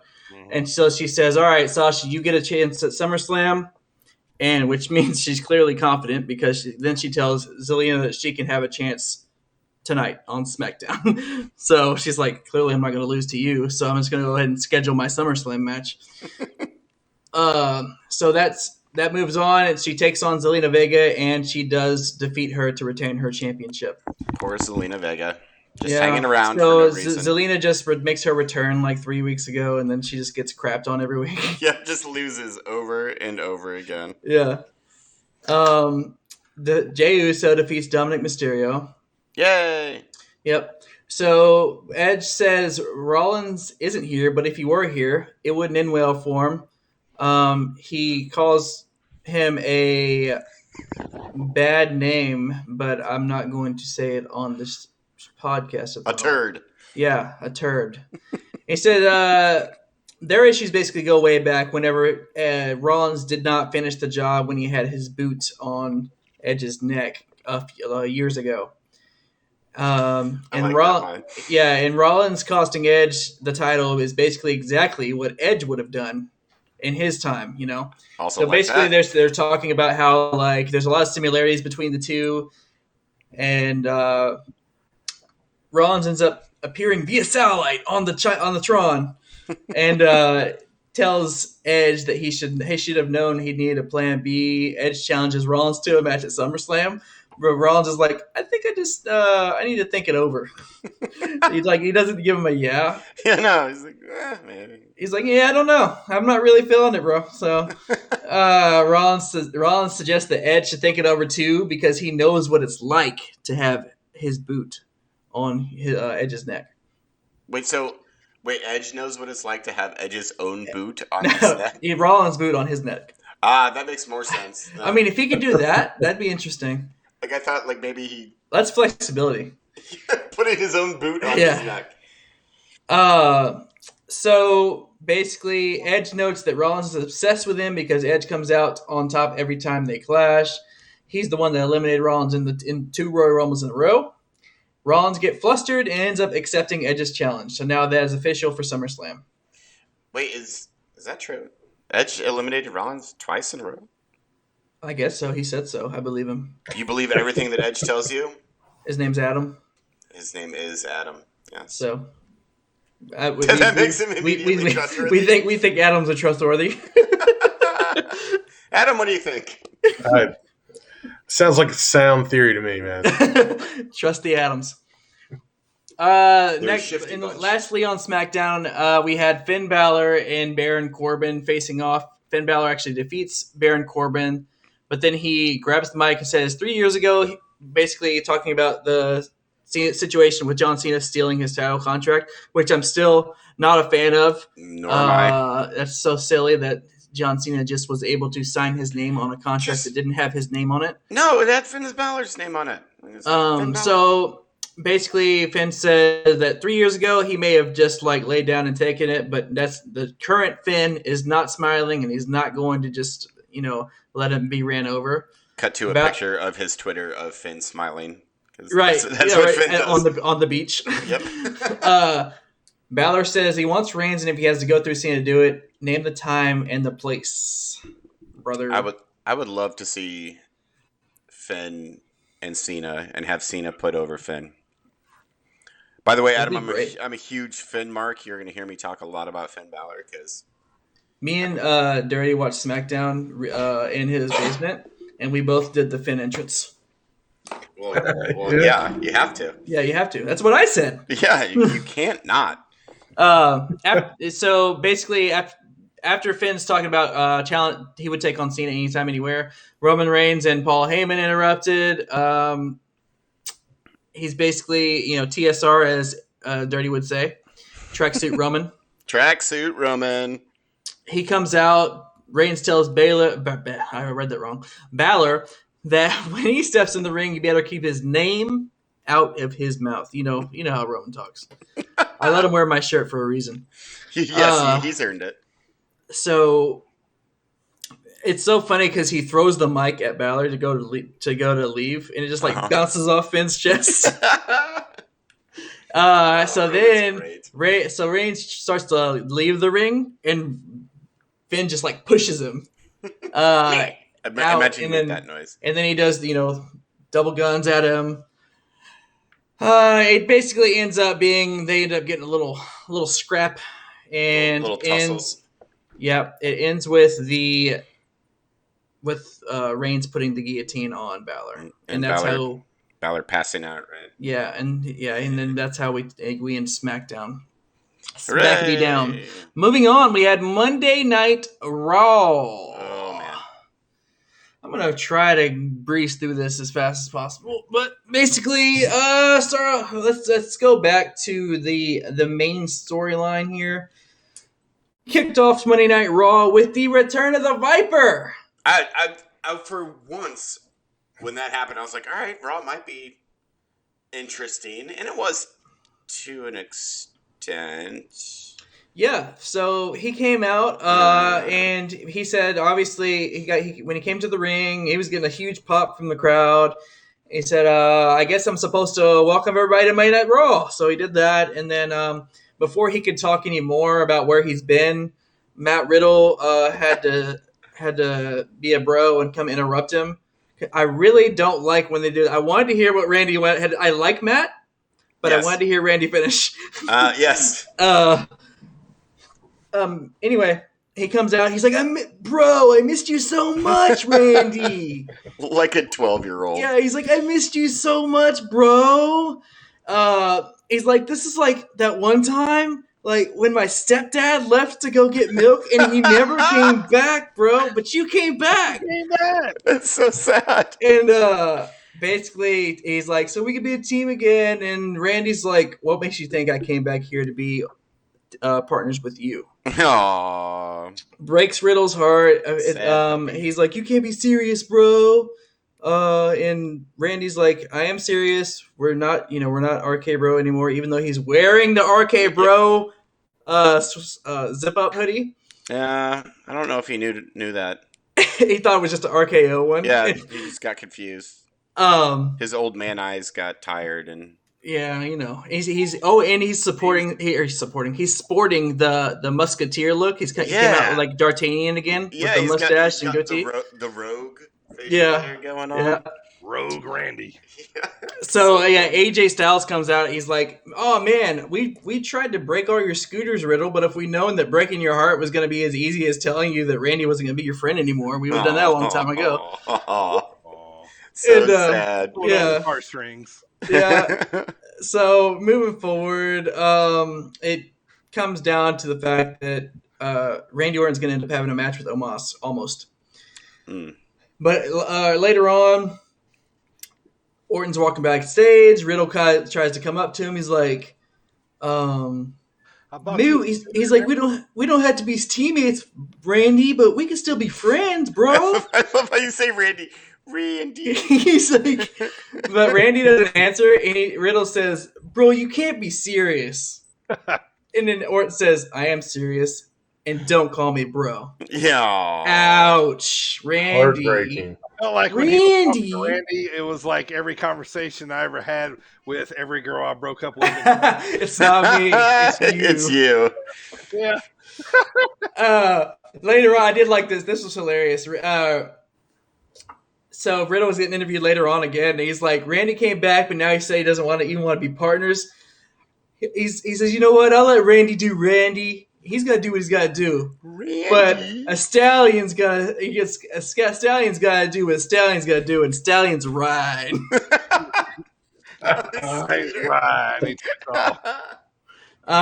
Basically, because he tells him he wants to at least support him for the match against Almost, and he tells him don't come out there.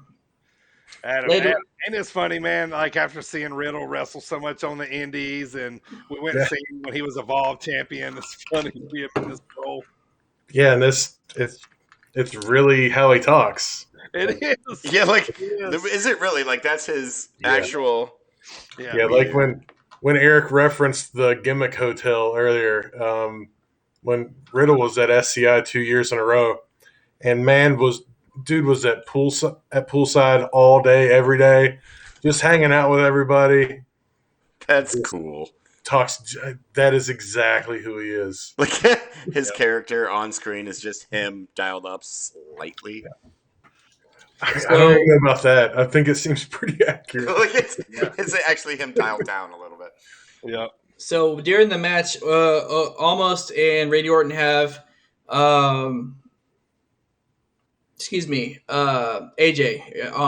I've been saying Almost the whole time, but AJ, you had a match with Randy Orton, and at one point in the match, Riddle does come out, and even though Randy told him not to, and he attacks Omos so that way he could be distracted for 5 seconds, so Randy can hit AJ with the 3 deadliest letters in the WWE.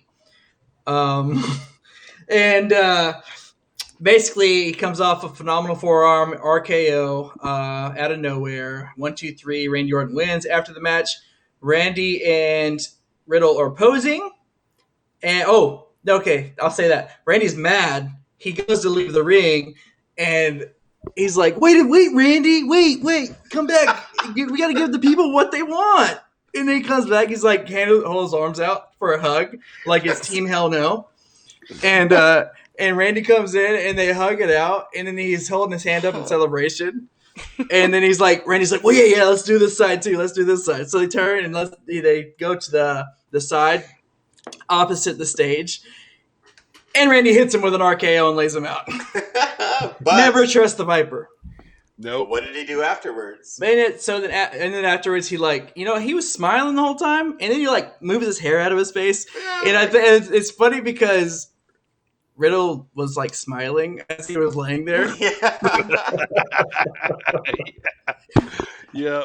He's like my best friend. He's just gave me some tough love, bro. He did though. He ruffled his hair, and he's like, "All right, kid, they're just having some fun." And basically, it's just we're not sure. I think that was meant to show us that Randy wasn't serious. He was just teaching Riddle a little lesson there, like he can't help himself. Yeah, when I tell you don't come out, but we're still friends, kind of.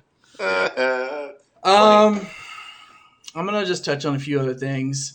Let's real quick. Jeff Hardy is healthy and healed from his stint of COVID. Congrats, Jeff. Welcome back. Unfortunately, the WWE has decided to throw Karrion Kross a bone, and they let him beat you. So it's unfortunate. We'll get him next week. All right, kid. So bet he don't. I bet he don't. He beat him first. That's what matters. Yeah, we'll let you have that one. Yeah. Oh man, they're finally letting Karrion just get a little. Every squirrel finds a nut, Karrion ain't no squirrel. He got plans.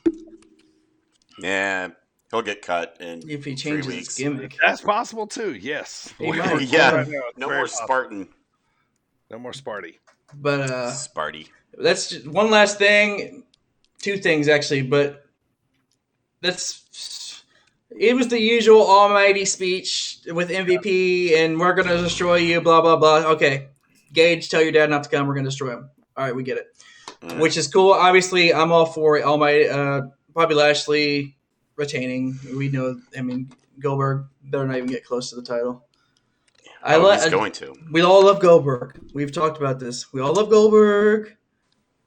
There's a time when we were kids. Yeah, exactly. Maybe like 20 years ago. Or in Eric's case, when he was in his mid-30s. Yeah, when he was 44. No finger.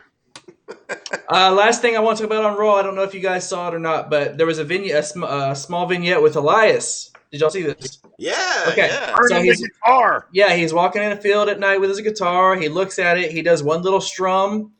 He says that one time WWE stood for Walk with Elias, but Elias is dead, brother. So what are they going to do with him now? They're going to repackage him. What do you think? No more. I said that like a couple weeks ago, didn't I? I said he's shredded. Railroad conductor. And if he just didn't do the guitar gimmick, he could be a main eventer. He's going to be a railroad. He could. If I felt like this entire time with his drifter guitar gimmick, he's always felt like a mid-card talent. Oh yeah, comedy. But if he does the right thing, because he looks like $1 million, he's shredded. Sure. Yeah, he does. He could go and be a main eventer. I don't see a gimmick that they can put on him though that will. He just comes back and he just destroys Jackson Rikers. It's got to be a good one because hey, Bray come back from Husky Harris. Anybody can come back from a gimmick. But I liked the Elias gimmick. I liked it the entire time. Not the entire time. I like the fact that I knew that when he was about to play, somebody was going to interrupt him. Every time. Yes. Because he was one of the few guitar gimmicks that could actually play. Yes. I mean, it got over. I mean, it was. Yeah. And everybody chanted Walk with Elias. Yeah. Yes, he got that over too. Yep. Moving on, we got NXT. NXT opens up with Dakota Kai talking about how she's going to beat Raquel. She hopes Raquel's watching because what she's about to do to Saray. She ends up beating Saray. She did. Clean, which honestly, they haven't done anything. They brought her in, and that's about it so far they've done with Saray. Besides keeping her undefeated up to this point, she's been pretty quiet. They cut everybody else. Someone's got to win. Yeah. So anyway, Dakota goes over, but then she starts to attack Saray even more after the match. Raquel comes out and chases off Dakota, calls Dakota Chica a bunch of times. She did. And basically they hype up their match for TakeOver 36. Backstage, you got Hit Row. They're hanging around a fire barrel. Hit Row. You got Top Dollar. I hate this gimmick so much. I actually like them. I do like them when they aren't being dumb. It means they're doing their job, AJ. If you hate them, they're doing their job. I like Swerve Scott. They have go away heat for me. I like Swerve Scott and I like Top Dollar, but me and Adam have to like Swerve. We paid to see him wrestle about 100 times on the internet. Yeah. So basically, they talk about how Swerve's grill was stolen by Legado del Fantasma, and how that's disrespectful in their culture. So then they pull out a lucha mask and they throw it in the fire, which is super disrespectful. Oh yeah, here we go. Talk about heat. Not if it's like a lucha mask you just like bought at party scene. Yeah, not if it's like a kid's Rey Mysterio mask.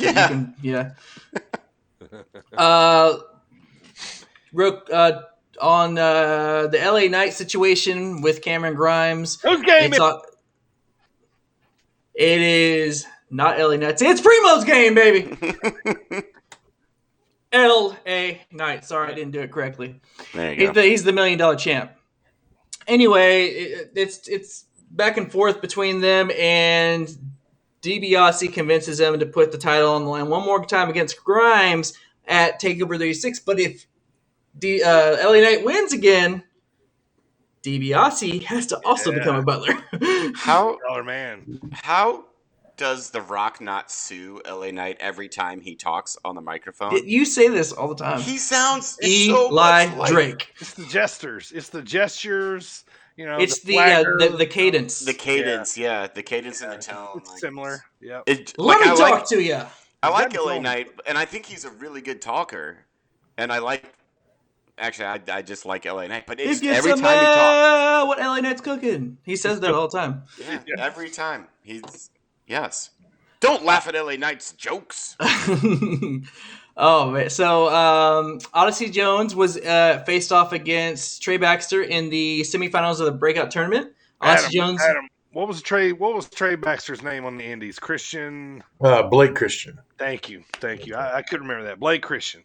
And Odyssey Jones ends up going over it and moving on to the final. Yep. His opponent will be decided between Carmelo Hayes and Duke Hudson. Duke. Yeah. Sorry, champ. Duke wins the tournament. Odyssey still gets over. Duke needs the win. Say Odyssey's getting over pretty big. Yeah. That's what I'm saying. He will need the tournament win, so give it to Duke. That's how right there. Yeah. We had Babyface loses.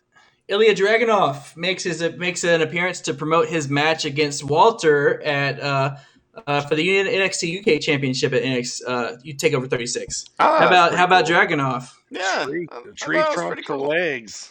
Yeah, Jesus, he does. Yeah. I haven't got to see him wrestle too much, so I was, pretty excited to see him wrestle here. I'm glad they're putting that on Takeover. This smells like a title change to me. Yeah, I agree. Oh, yeah. I had to say that. I agree. Also, that I like how Pete Dunne comes out and he's like, all I gotta say is you're welcome. Basically, you wouldn't be there. And I did all this. Yeah, I carried all that on my back. Yeah, and that's what led to them having a match. And they did have a match. Walter comes out, and Walter returns to the States also, and interrupts that match and causes Ilya to lose to Pete Dunne ahead of their matchup. But after the fact, they basically have a little squab. He hits him with Torpedo Moscow. That's his move. That's what it's called, Torpedo Moscow? Yep, and knocks him to the outside and then takes and holds up the NXT UK title. So that is looking like I have to agree, it's looking like a title change. Because at first I wasn't sure who was supposed to be selling after he hit that. I'm like, which one took the brunt of that, and and which one is the one that's supposed to be hurt? Everyone got up first was the...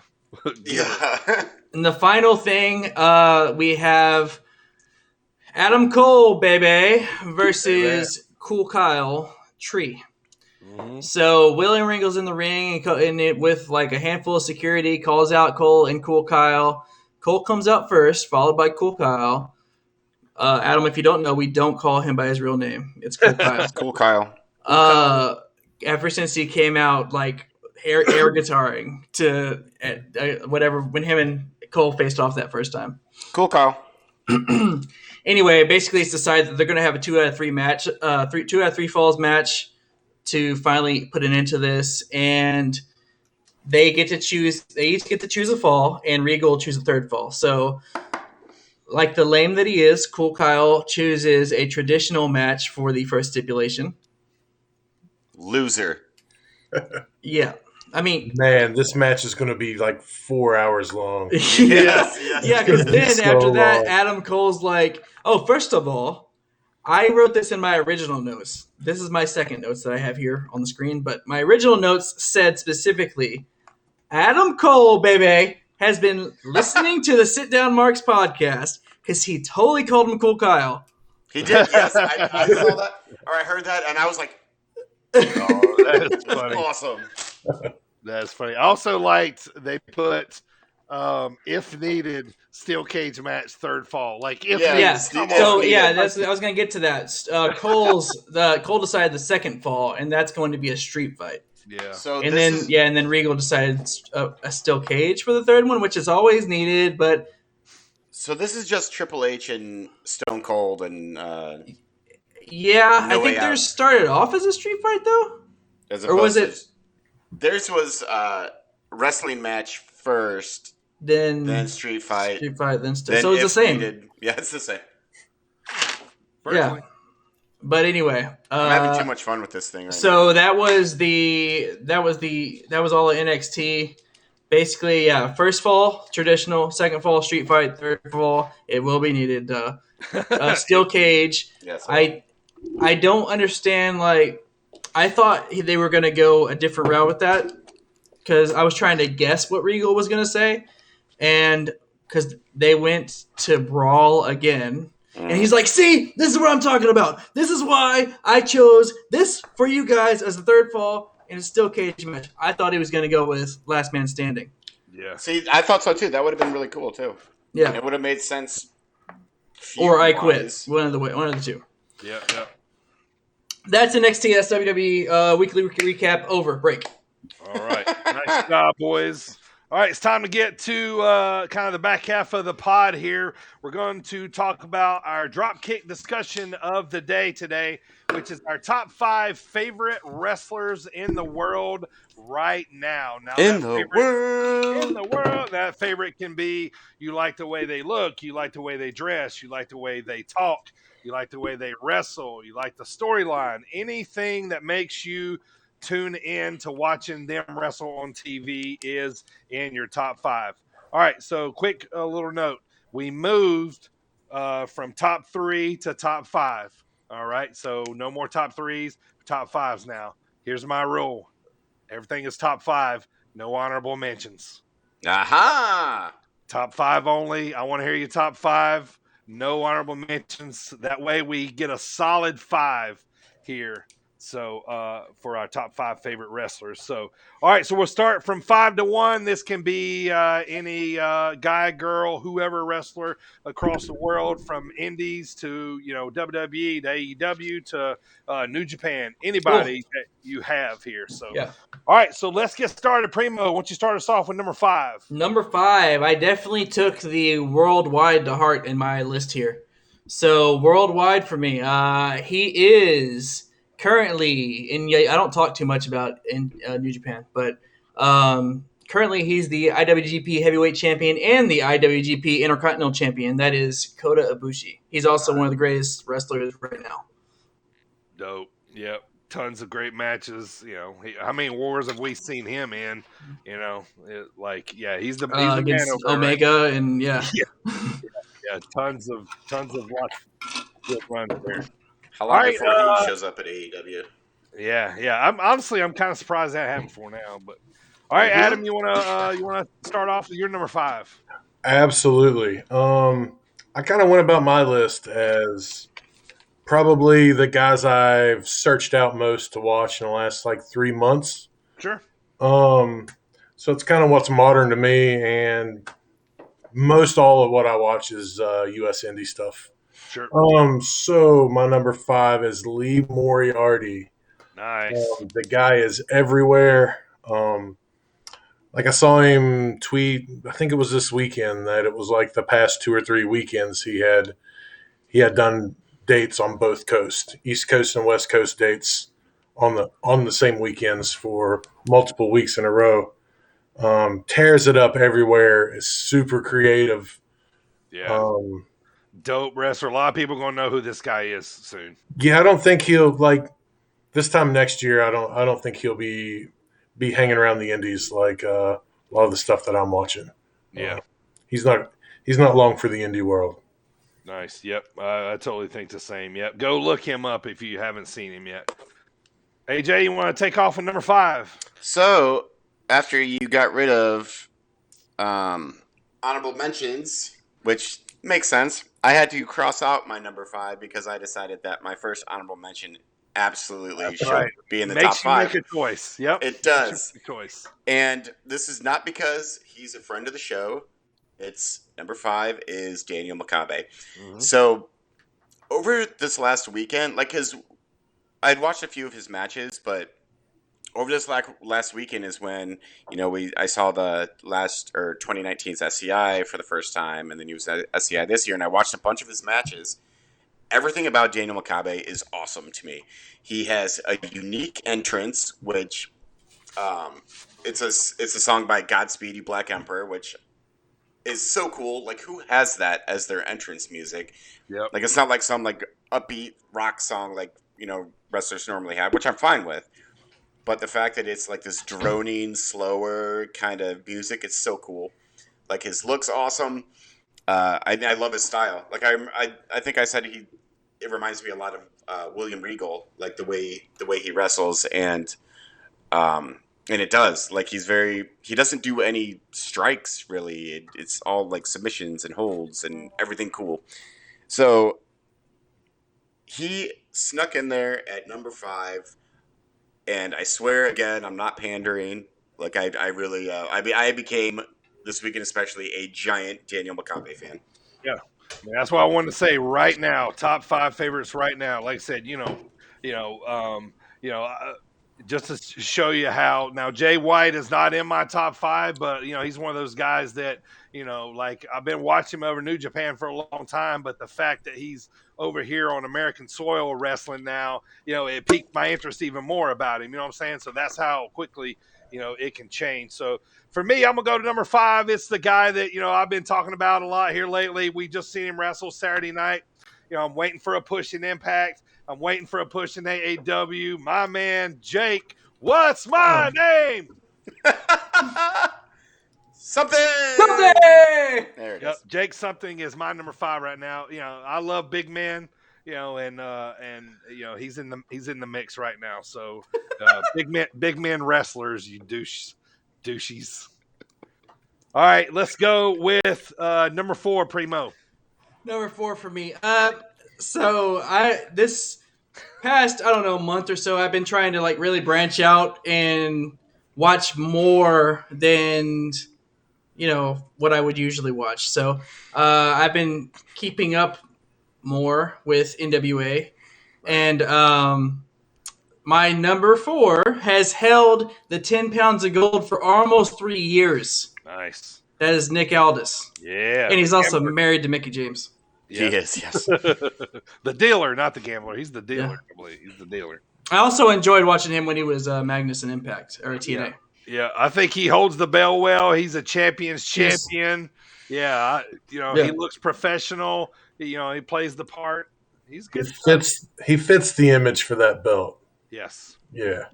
I love how he holds it. Like how the old school guys would hold it. He like just, how Flair holds it. Yeah, just holds it. Yeah. Yeah, it's always on display. Always on display. He's not one of the like cool new champions that like slings it over their shoulder. Puts it, or like the Usos who wear it like a necklace. I hate that so much. Ziggler who turns it backwards. All right, Adam. Number 4. My number 4 is a guy that strapped a rocket to himself this weekend, and is Damian Tangra. Nice. Because when the match with Makabe got announced, I thought, I got to get familiar with this guy. Mm-hmm. First match I watched of his was with Brandon Williams. I think it was Action. And I said, wow, where are they finding these guys? Where are they hiding? So I just hit up that search function on IWTV, and I've just watched everything I could find of him in the last 2 months. Yeah. And then, probably the best match from SCI weekend is the one that no one's seen yet that wasn't there, and that's the Tangra Makabe match from Thursday night.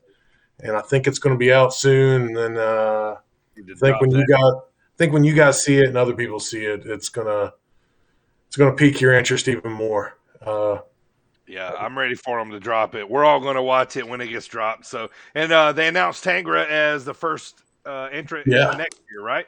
Yes, sir. And beautiful. Yeah, man, love it. AJ, number 4. Number 4. So normally this particular wrestler would be higher on my list, but he has been booked into oblivion as of late. But I still love him to death. Number 4, Shinsuke Nakamura. I've been ever since. Click. Boo. Boogs. I said Nakamura. Really loud in Chicago. More like boogs. Am I right? High fives He'll be here. Boo everyone. Boo earns. So I started liking Shinsuke Nakamura when he was doing his AJ style stuff in New Japan. And when he came over here, I immediately was just a giant Shinsuke mark. His first match with Sami Zayn in NXT is still probably one of my favorite matches of all time. That was so cool. It was so awesome. Yep. And even though his main roster run has been an absolute travesty, I still love him to death. Like his entrance music, I believe, was on my top 5, or his entrance was in my top 5. I love like the strong style. Like I love his finisher. He's just charisma all the time, over the place, and he's so goddamn weird. I mean, he's so gosh darn weird. But it's awesome. I love everything about Shinsuke Nakamura except for his current booking, which makes me sad. Wow. Yep. Good one there. All right, my number 4 guy, higher up in the food chain here right now.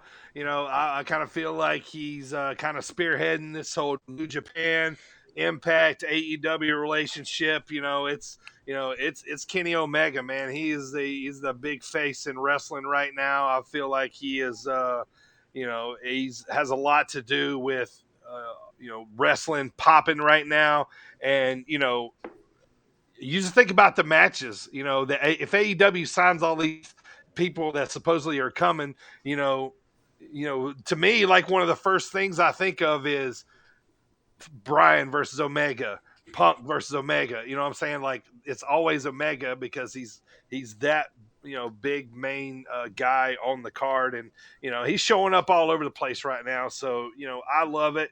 He's one of those guys really building wrestling for me. So number 4 for me is Kenny Omega. So all right, top 3, Primo, let's go. Number 3 for me is actually the belt collector, as I like to call him, Kenny Omega. Yeah. So AAA, AEW, and Impact.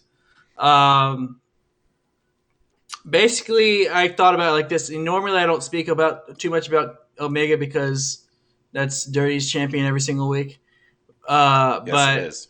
I realized anytime he is on my screen, I stop what I'm doing and I pay attention. Right.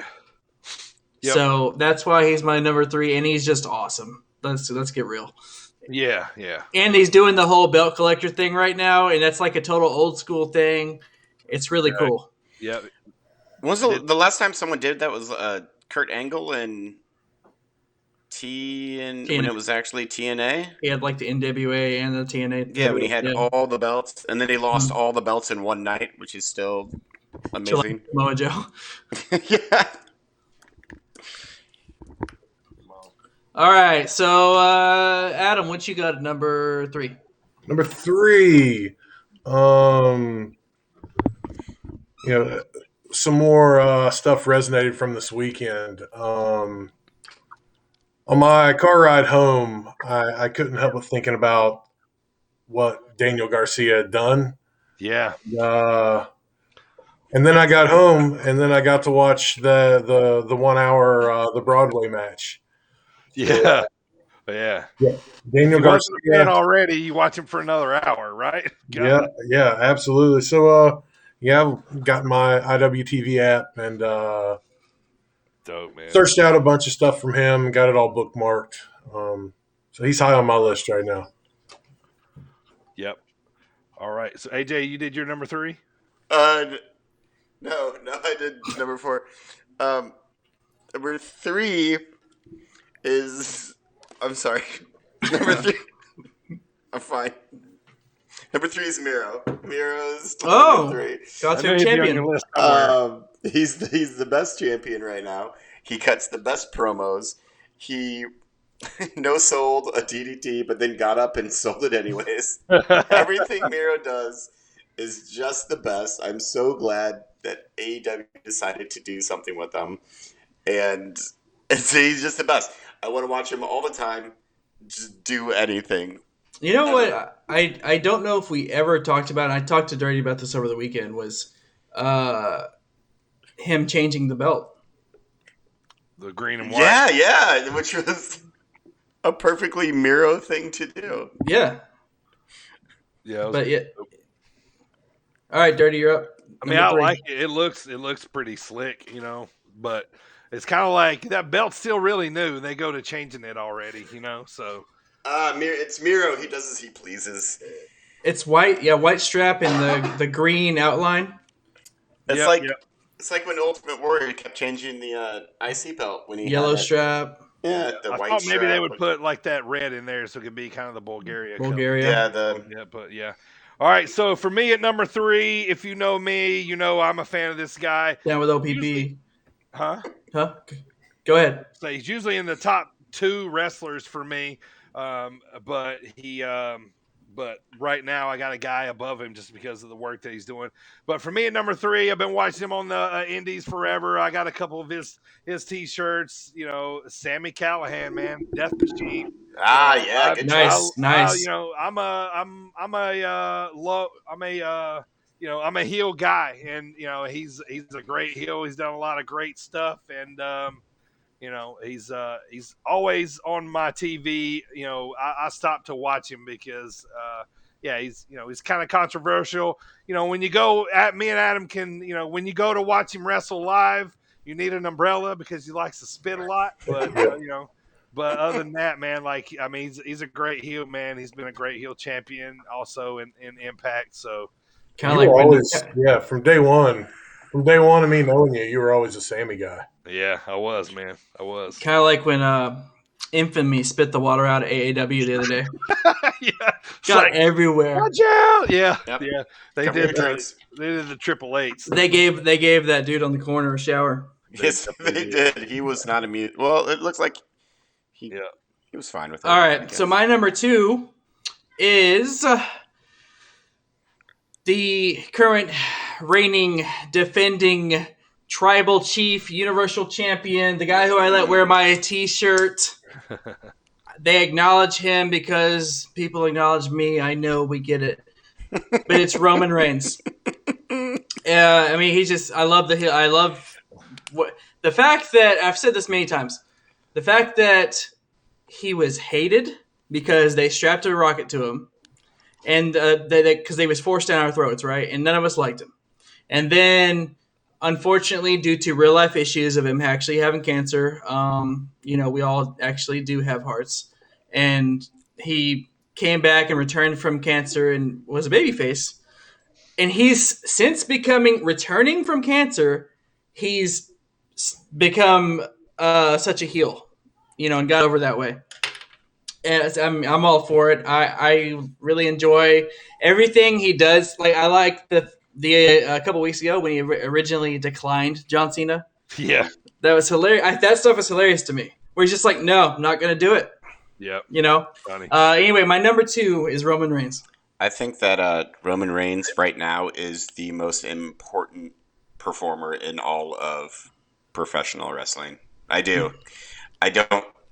Because if you're on WWE, then that's like the big time for now. I don't think that's going to stay that way much longer.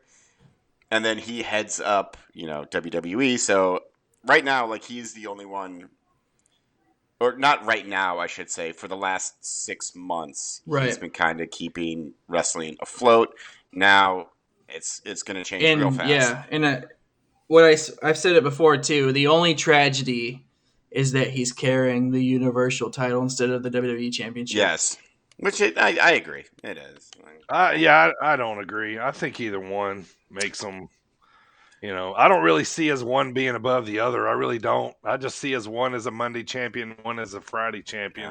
That's what they want you to see, Dirty. I know that's what they want you to see, but I don't think it matters. If it did matter, they would make it a thing more. Old man Grumpy disagrees. If they go back to having one world title, which one's going? Universal title. Universal title better go. Yeah. Sure. Yeah, but that's what'll happen. Yeah, the lineage of the WWE Championship, Yeah. All right, so where are we at? Number 2? Number 2. Yep. Number 2. Number 2, Adam. Me. My number 2. This is, the kind of wrestlers that get me to get in my car and drive 4, 5, 6, 7 hours. Right. I can vouch. He does it. Yeah. Somebody that me and you have met up to watch wrestle before, the flag bearer, the foundation, the representative of pure wrestling, John Gresham. John Gresham. I thought he'd be your number one, so I'm interested now. All right. Yeah, Johnny D. Yeah, Gresham, man. He's been wrestling at this level for, I don't know, years now. 3, 4, 5 years, he might be the best wrestler in the world all those years. And it doesn't matter if he's wrestling a big Ring of Honor show or a podunk indie. He wrestles it like he's the best wrestler in the world, and he wants to show everybody that he's the best wrestler in the world. And it's if you buy a ticket to go watch him, then you're safe. It's good money. Yep.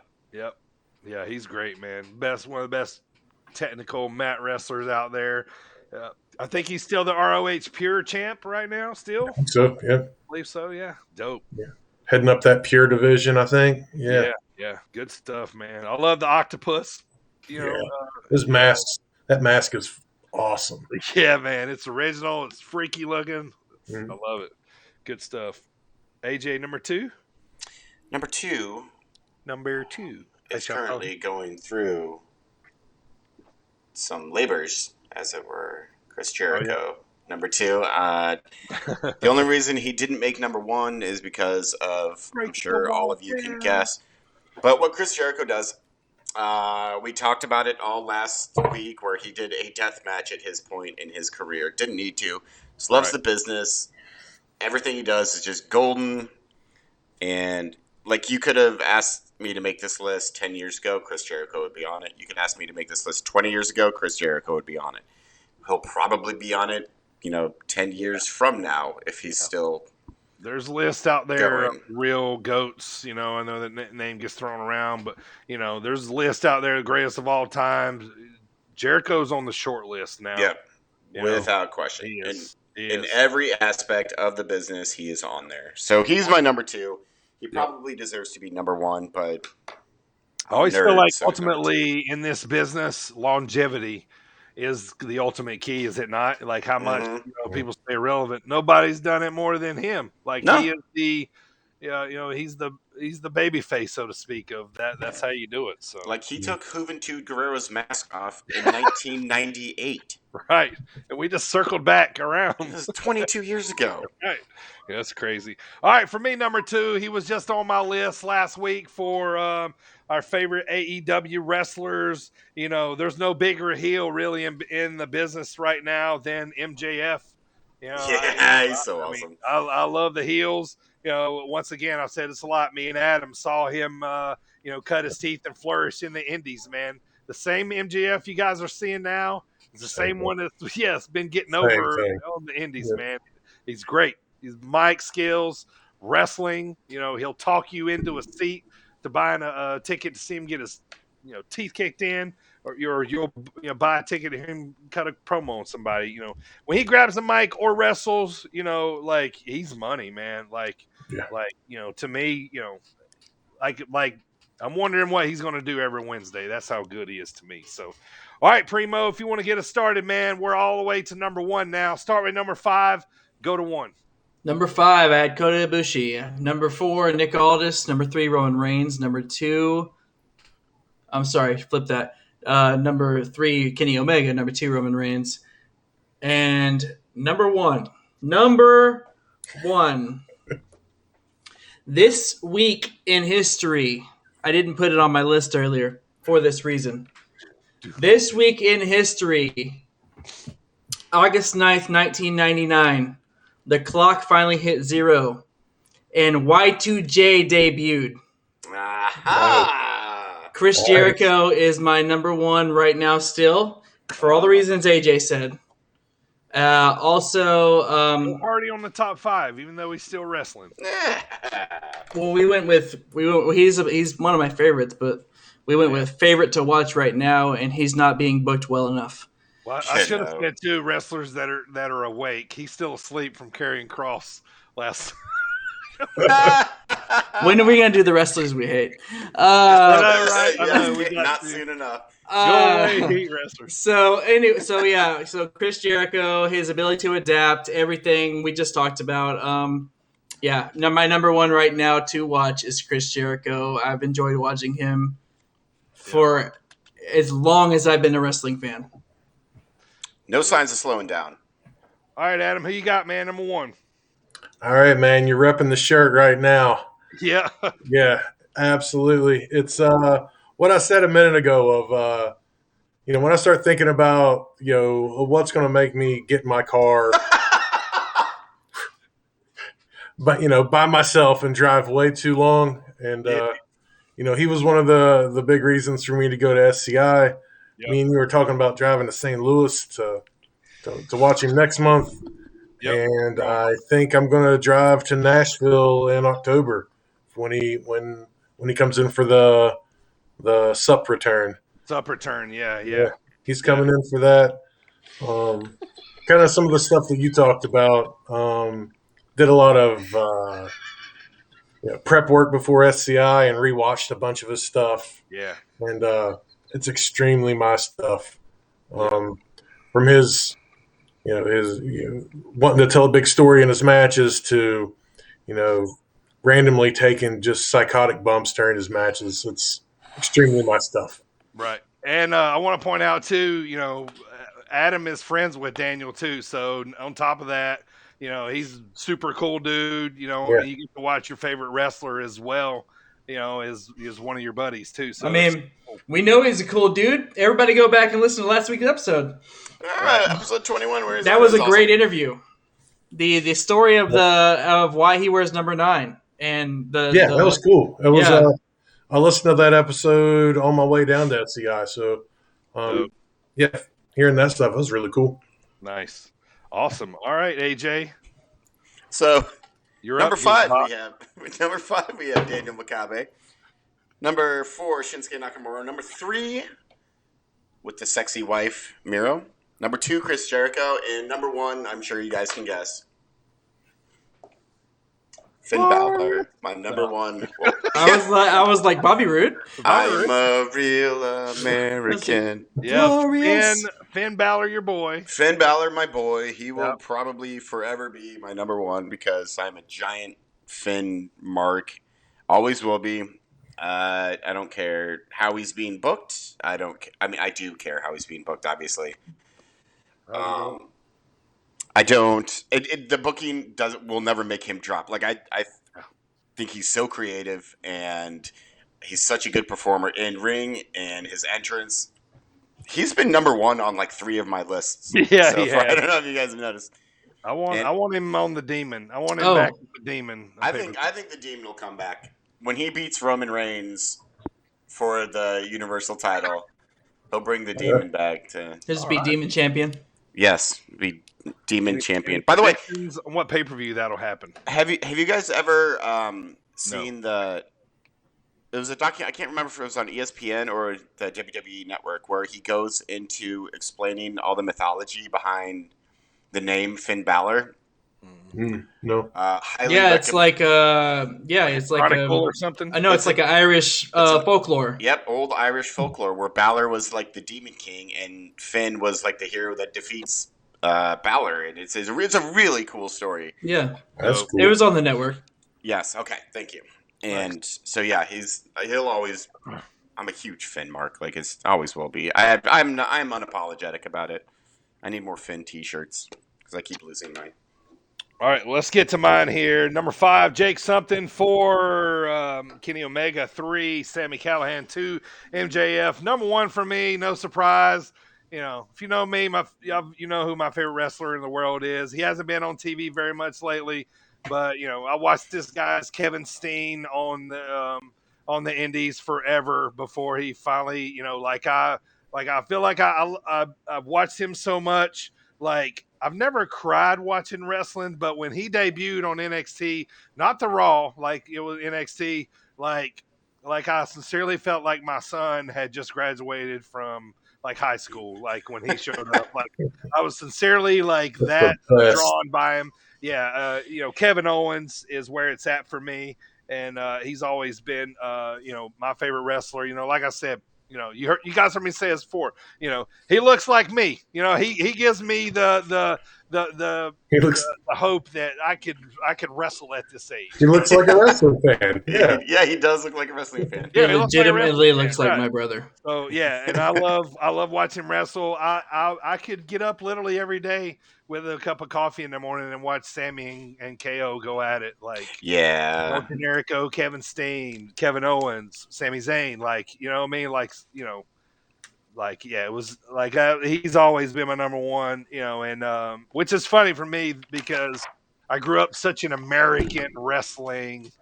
Like that's what my dad grew up on. Was NWA and stuff. And now my favorite wrestler is from Canada, a French-speaking Canadian. Yeah. I love Kevin though, man. The bumps, the fire. Just everything, man. Like I love him so. I loved how excited that first SmackDown, whenever they brought the fans back. How fired up was he? Oh yeah, I loved it. Yeah, he was trying to contain himself. Yeah, he's like blowing smoke, literally, like coming kicking the ropes. Yeah. So that is the dropkick discussion of the week. Nice job, boys, all across the board there a little bit. Yeah. I will say that Chris Jericho has probably been mentioned on more of our episodes than anybody else. Agreed. Yeah. He always and has appeared on more of our list total than anyone Right. else too. All right, news and notes and rumors here.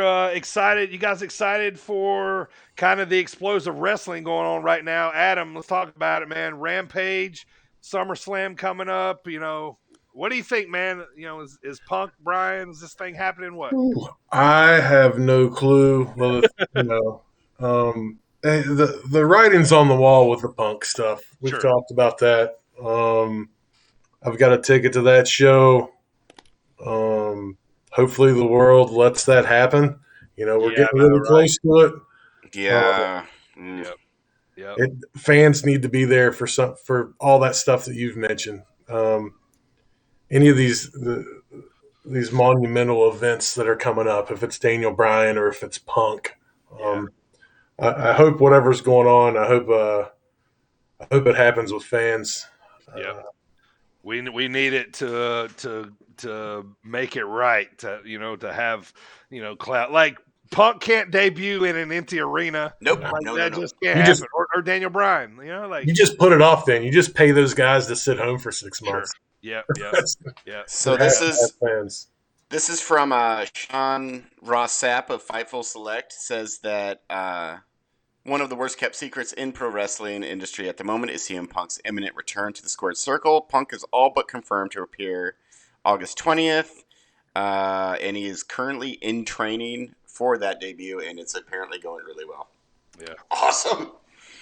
All right. Anybody got any predictions? What's going to happen with Bray Wyatt? Anybody? AEW.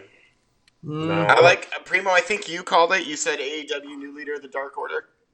What? Oh, you said Bray Wyatt. Bray Wyatt, yes. Oh, I thought you said Braun Strowman. I did not say that. No. Bray Wyatt.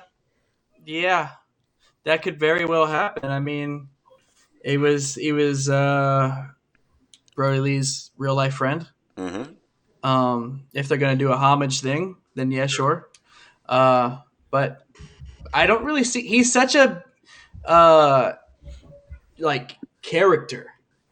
Yeah. It's hard to see him to be able to come, to be able to express to his fullest without going to another televised promotion. Yeah, exactly. I think it would be hard for him to do that in the indies, but I mean, I'd be okay with it. What do you think? I kind of think that his next step will be right back with WWE. Really? Yeah. I think they made a mistake and bring him back. Yeah, I don't know what's going on with all the cuts. I don't think all of it sticks. Like you remember they even cut Joe a while back. Yeah, and brought him back like 3 weeks later. Yeah, it lasted no time at all. Well, same thing with Zelina Vega. Cut her and then brought her right back. Yeah. So and then cut her husband. Yeah, and then cut her husband. Same thing could happen. I mean, it could just be a little break or whatever. So, all right, let's just say I'm gonna just say he don't go back to WWE. My thing is, as we've talked about, AEW can't sign everybody. Impact's going to have to make a big splash sooner or later. Braun Strowman isn't that big of a splash. You know what I mean? He's big for them. Yeah, but I'm saying if we're going to move the needle, if we're going to put eyeballs on Impact, Braun Strowman won't do it. That. Yeah. Now Braun might do it in a new Wyatt family or something with Bray. Yeah, that might. But I think Bray, but I don't know if I think that's a great fit. Yeah. You think you see Braun coming in just destroying W. Morrissey? Who's soft? Right. I mean, the Wyatts did feud with the Cup of Haters. Cup of Haters? Cup of Haters? Cup of Haters? God damn it. We almost went a whole episode without SAWFT. So. Yep. Here's the part where AJ tells us he hates Enzo. So, you see, Adam, the thing is. And you can't teach that. I hate Bada boom! Enzo. Realest guys in the room. How you doing? I hate Big Cass. I'm I with hate you, bro. whatever iterations they tend to come up with in any part of their futures or presents or any. That is okay. So go away. I'm co-signing everything that you're selling right now. He likes it. I'm calling it Enzo Heat from now on. Go away Heat is Enzo Heat for me. I recently saw an interview with Enzo, and he was talking normal, and it was the strangest thing.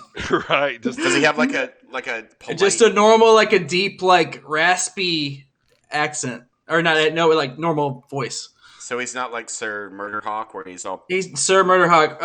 If you're not familiar with Lance Arthur, Sir Lance Arthur, we call Lance Archer, Sir Murderhawk.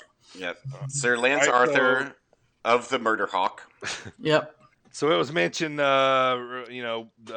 just a few minutes ago. We'll get back to it. More releases just happened with NXT.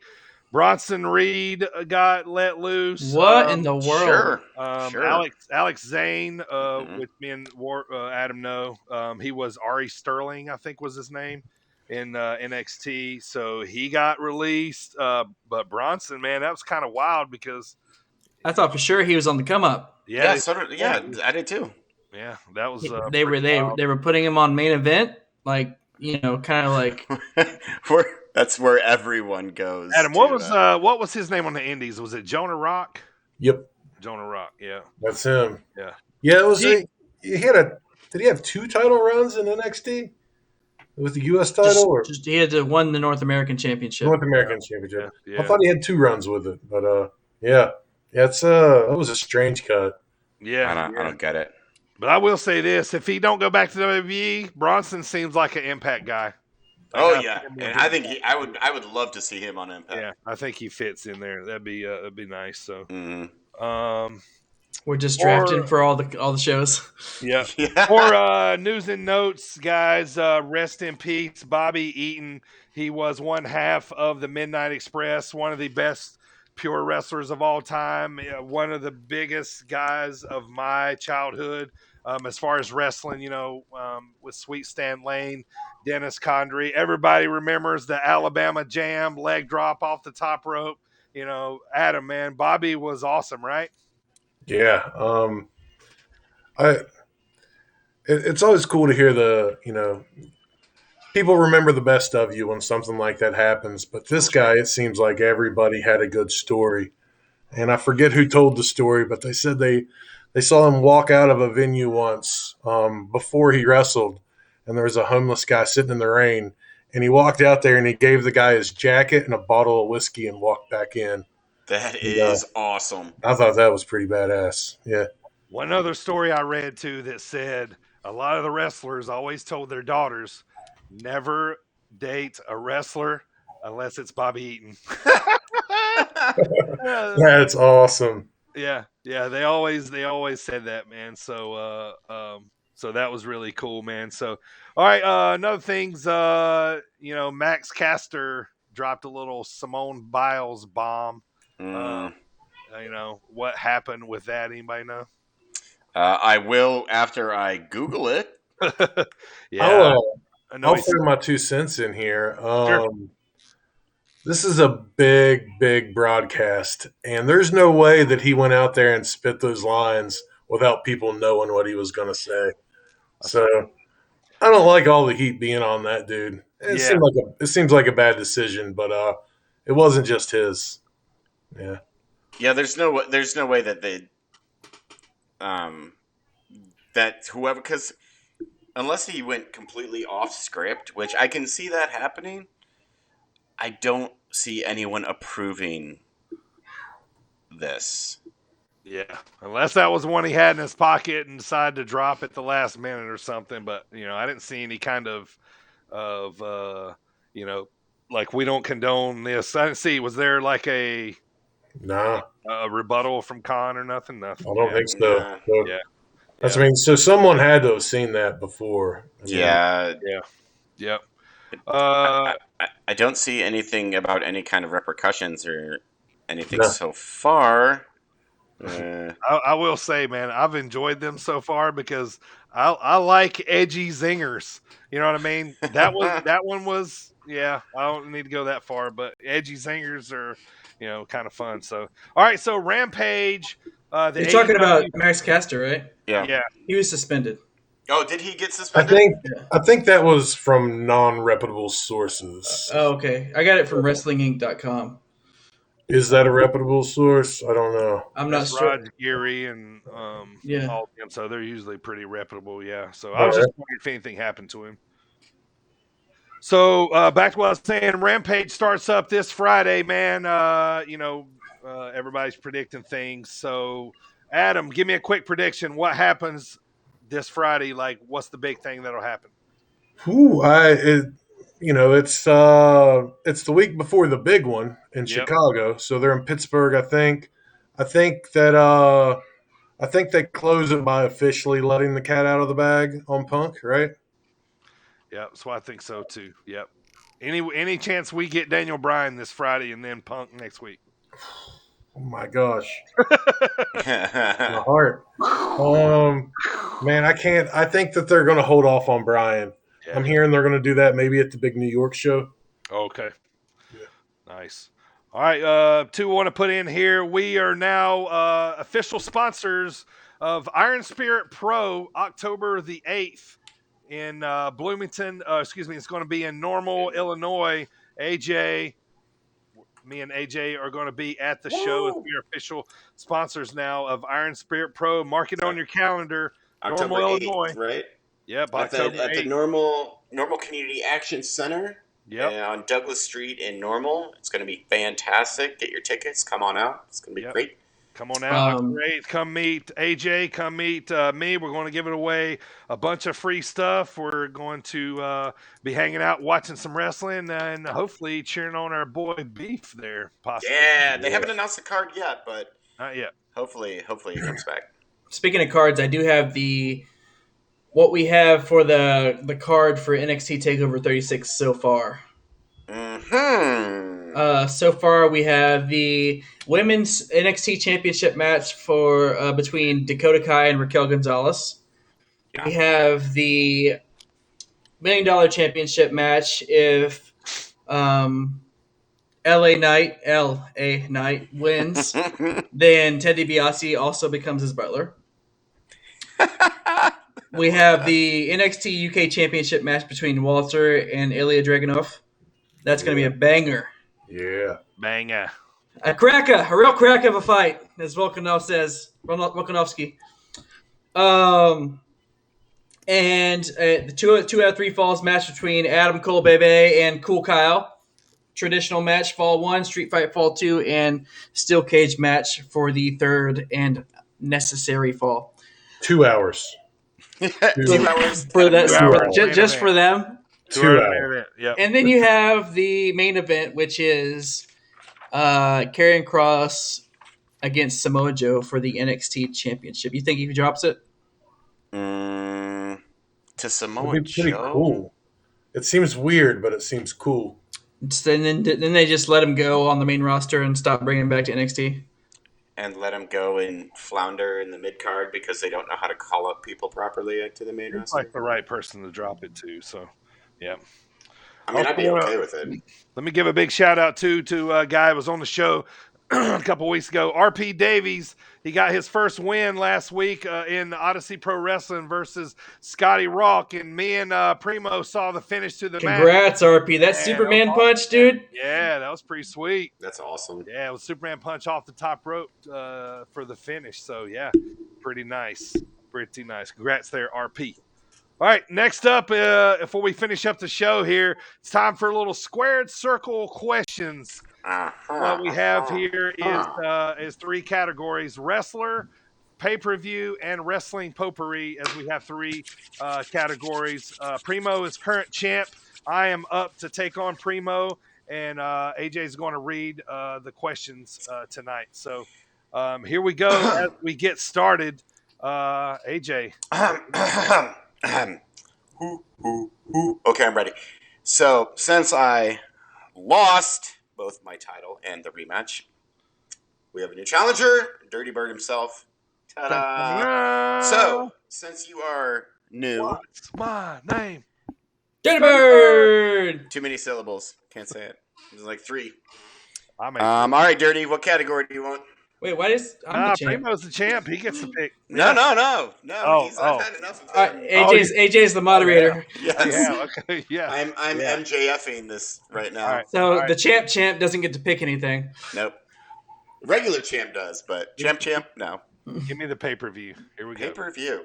All right, here we go. All right, ready? Remember, you can't Okay, blurt so it out. just in case, I was gonna tell Adam in case. So he's gonna build up this pay-per-view. He's gonna start with like the first match all the way up to the main event. If we say like if he's talking and suddenly we're like SummerSlam 2001, like in the middle of it, and that's not the answer, we can no longer speak. Yeah. Must be silent. You can't just blurt out answers. Yeah. Yeah, tell her you're right. So. God, I'm scared you're gonna get this within like two questions. Not necessarily, man. You did one from the 80s? I've lost a lot. I've lost a lot of info. Starcade 2 from 1981. So, all right. The We love you, Dirty. Curtain jerker for this particular pay-per-view was Tatanka versus Shawn Michaels. Tatanka won by countout. Up next, we have the Steiner brothers against the Headshrinkers. Steiner brothers won with a Frankensteiner. Up next, we had not one, Eyes up here, Primo. Eyes up but here. two doinks. I don't care. Yeah, we're gonna need to. Yeah. Thank you. One doink was Wrestling Crush, and one with the help of a second doink who was hiding under the ring. Lex Luger beat Mr. Perfect by Mr. Perfect bumping around Lex Luger while he basically stood in the middle of the ring. I believe that was the narcissist version of Lex Luger. It was indeed. Razor Ramon beat Bob Backlund, who looked totally out of place. All right, we're getting to the 2 obvious clues right now. This particular pay-per-view, I know. Come on. this was held in Las Vegas, Nevada, at Caesar's Palace. The main event Outside. It was outside. in the car parking lot. The main event was Bret Hart versus Yokozuna. However, neither of those 2 left with the title that night. It was for the WWF Championship. Neither left with the title because of a match that I forgot to mention earlier. Brutus the Barber Beefcake and Hulk Hogan, who returned, had a tag match with Money Inc. for the tag belts. Money Inc. lost by DQ, I believe. So in the main event, Yokozuna beats Bret Hart and then immediately loses the belt to Hulk Hogan. 20 seconds later, Hulk Hogan gets the title for his 5th reign. What pay-per-view is this? I'm really kind of bad at this. So I'm going to say WrestleMania 9. I don't know. I need a bell, because that is correct. It is WrestleMania 9. Primo, where were you on that one? I was waiting for him to get it wrong. And I was going to be like, when I was waiting for you to be like, WrestleMania, what year? That was going to be like, all right, keep going. Yeah. I was at a complete loss. I was about to say SummerSlam like 94 or something. Like, I remember all that in the brain. I'm just trying to put it all together. WrestleMania 9, considered one of the worst WrestleManias of all time. It doesn't sound that great, to be honest. It was awful. Like, I watched it on the network and hated every second of it. Steiner's Head Shrinkers was fun. Yeah. Adam, how quickly did you know that one? The first match, yeah. Yeah. Adam's the guy we don't want to play this. Yeah, that's awesome. You said that, and I was thinking about I think the Head Shrinkers tried some sort of doomsday device, and Rick Steiner caught him and power slammed him. One of the off best the spots other one's shoulders. ever. Yeah. Yes. Caught him. I told you, you're just gonna be watching from the outside, looking at how dumb we are. All right, AJ, give me wrestling potpourri. Wrestling potpourri. All right. It's a pretty simple question. Survivor Series 1990 had 2 important debuts. One was the Gobbledygooker. Who was the other one? Undertaker. Hey, Primo hits it with the Undertaker. All right. Tiebreaker is wrestler. You want to know who I had initially until I realized their birthday was August 10th? Wade Barrett. I've got some bad news. Okay. This gentleman was born July 2nd, 1973. He made his debut in the WWE in 1997 while still working for an insurance company. By the way, this is all pulled right from Wikipedia. His debut match was in a tournament for the WWE Light Heavyweight Championship, which was A, a thing, and B, vacant. What's next?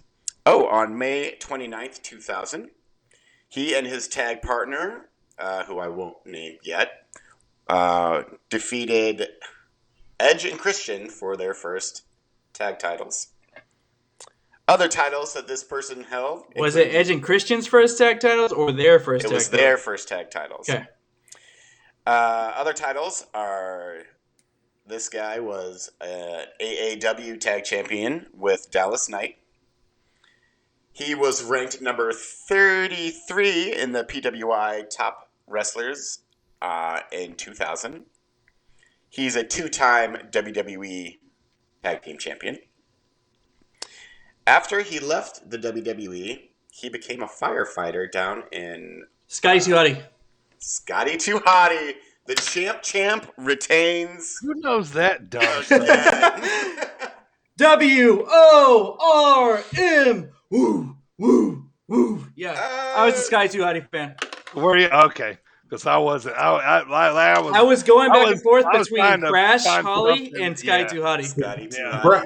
Brian Taylor was his name, like in the lightweight tourney, right? Right. Yeah. Brian Taylor. Yeah. Scott.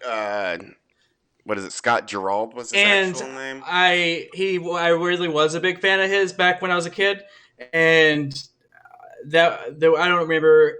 It was one of those days where I was like going through different wrestlers, like where are they at now? That's how I knew he was a firefighter. Because of the firefighter. Yeah. Nice. All right. Well, Primo stays the champ. AJ gets a shot at him next week.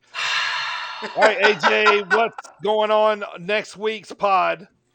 What is next week's pod? Next week's pod, we got the interview with Ishmael Vaughn. Oh, that's right. Graduate of the Nightmare Factory. Yeah, super excited to talk to him. I think he's going to be very, very cool guest to have because he's new. How cool is the knowledge he's going to have? Like that fresh knowledge. Right out of the academy, and you can't get much greener than that. And we get to talk to him. It's going to be so cool to just kind of pick his brain and see what's going on with him. Yep, it's going to be fun. I'm really looking forward to that. And then we'll have your usual AEW, Indie, SmackDown, maybe Raw if we feel like it, NXT. Yep. Promo School is coming back next week. Next week is going to be our top 5 favorite Stone Cold Steve Austin matches. Top 5 Stone Cold matches. Hell yeah! Well, so yeah, that's going to be fun. I already picked 6 for my Stone Cold matches. No, I just have to, in no particular order. I'm like, I knew 6 of them right off the bat, and I'm like, okay, now what am I gonna do? And next week I'll get another shot at Squared Circle Champ. All right, let's talk about next week too. It is the Go Home SummerSlam edition, where as the week after that, the trophy goes back up for grabs as we're going to make our picks for SummerSlam and Takeover for the weekend. So that's going to be fun coming up. So, man, it was a really awesome pod today. Adam was on, man, brother. Thanks for all your input. Thank you for covering SCI for us, man. You're welcome back anytime, brother. You know that. Yeah, thank you very much, Adam. Thank you, man. It's the first time I've done a podcast, so welcome to it. It's fun. Yeah, man. Good, man. Glad you had some fun. Can't wait to go to some wrestling with you soon, man. So let's think about September, man. Yeah, let's do it, man. It's going to be awesome. Is that St. Louis? Yeah, I want to be in on that. Yeah. Yeah, let's do it. All right, let's do it, man. Going to be fun. September 24th, we're going to head down there for that one. So, man, it was a good show today. Appreciate everybody being on, boys. Primo, AJ, Adam, appreciate it, man. You guys all rocked it out as usual. So we're going to close the show here as we always do. If you guys don't have anything else here for me. All right. Well, let's get rolling here. AJ, take us home. Grab them cakes. I don't know.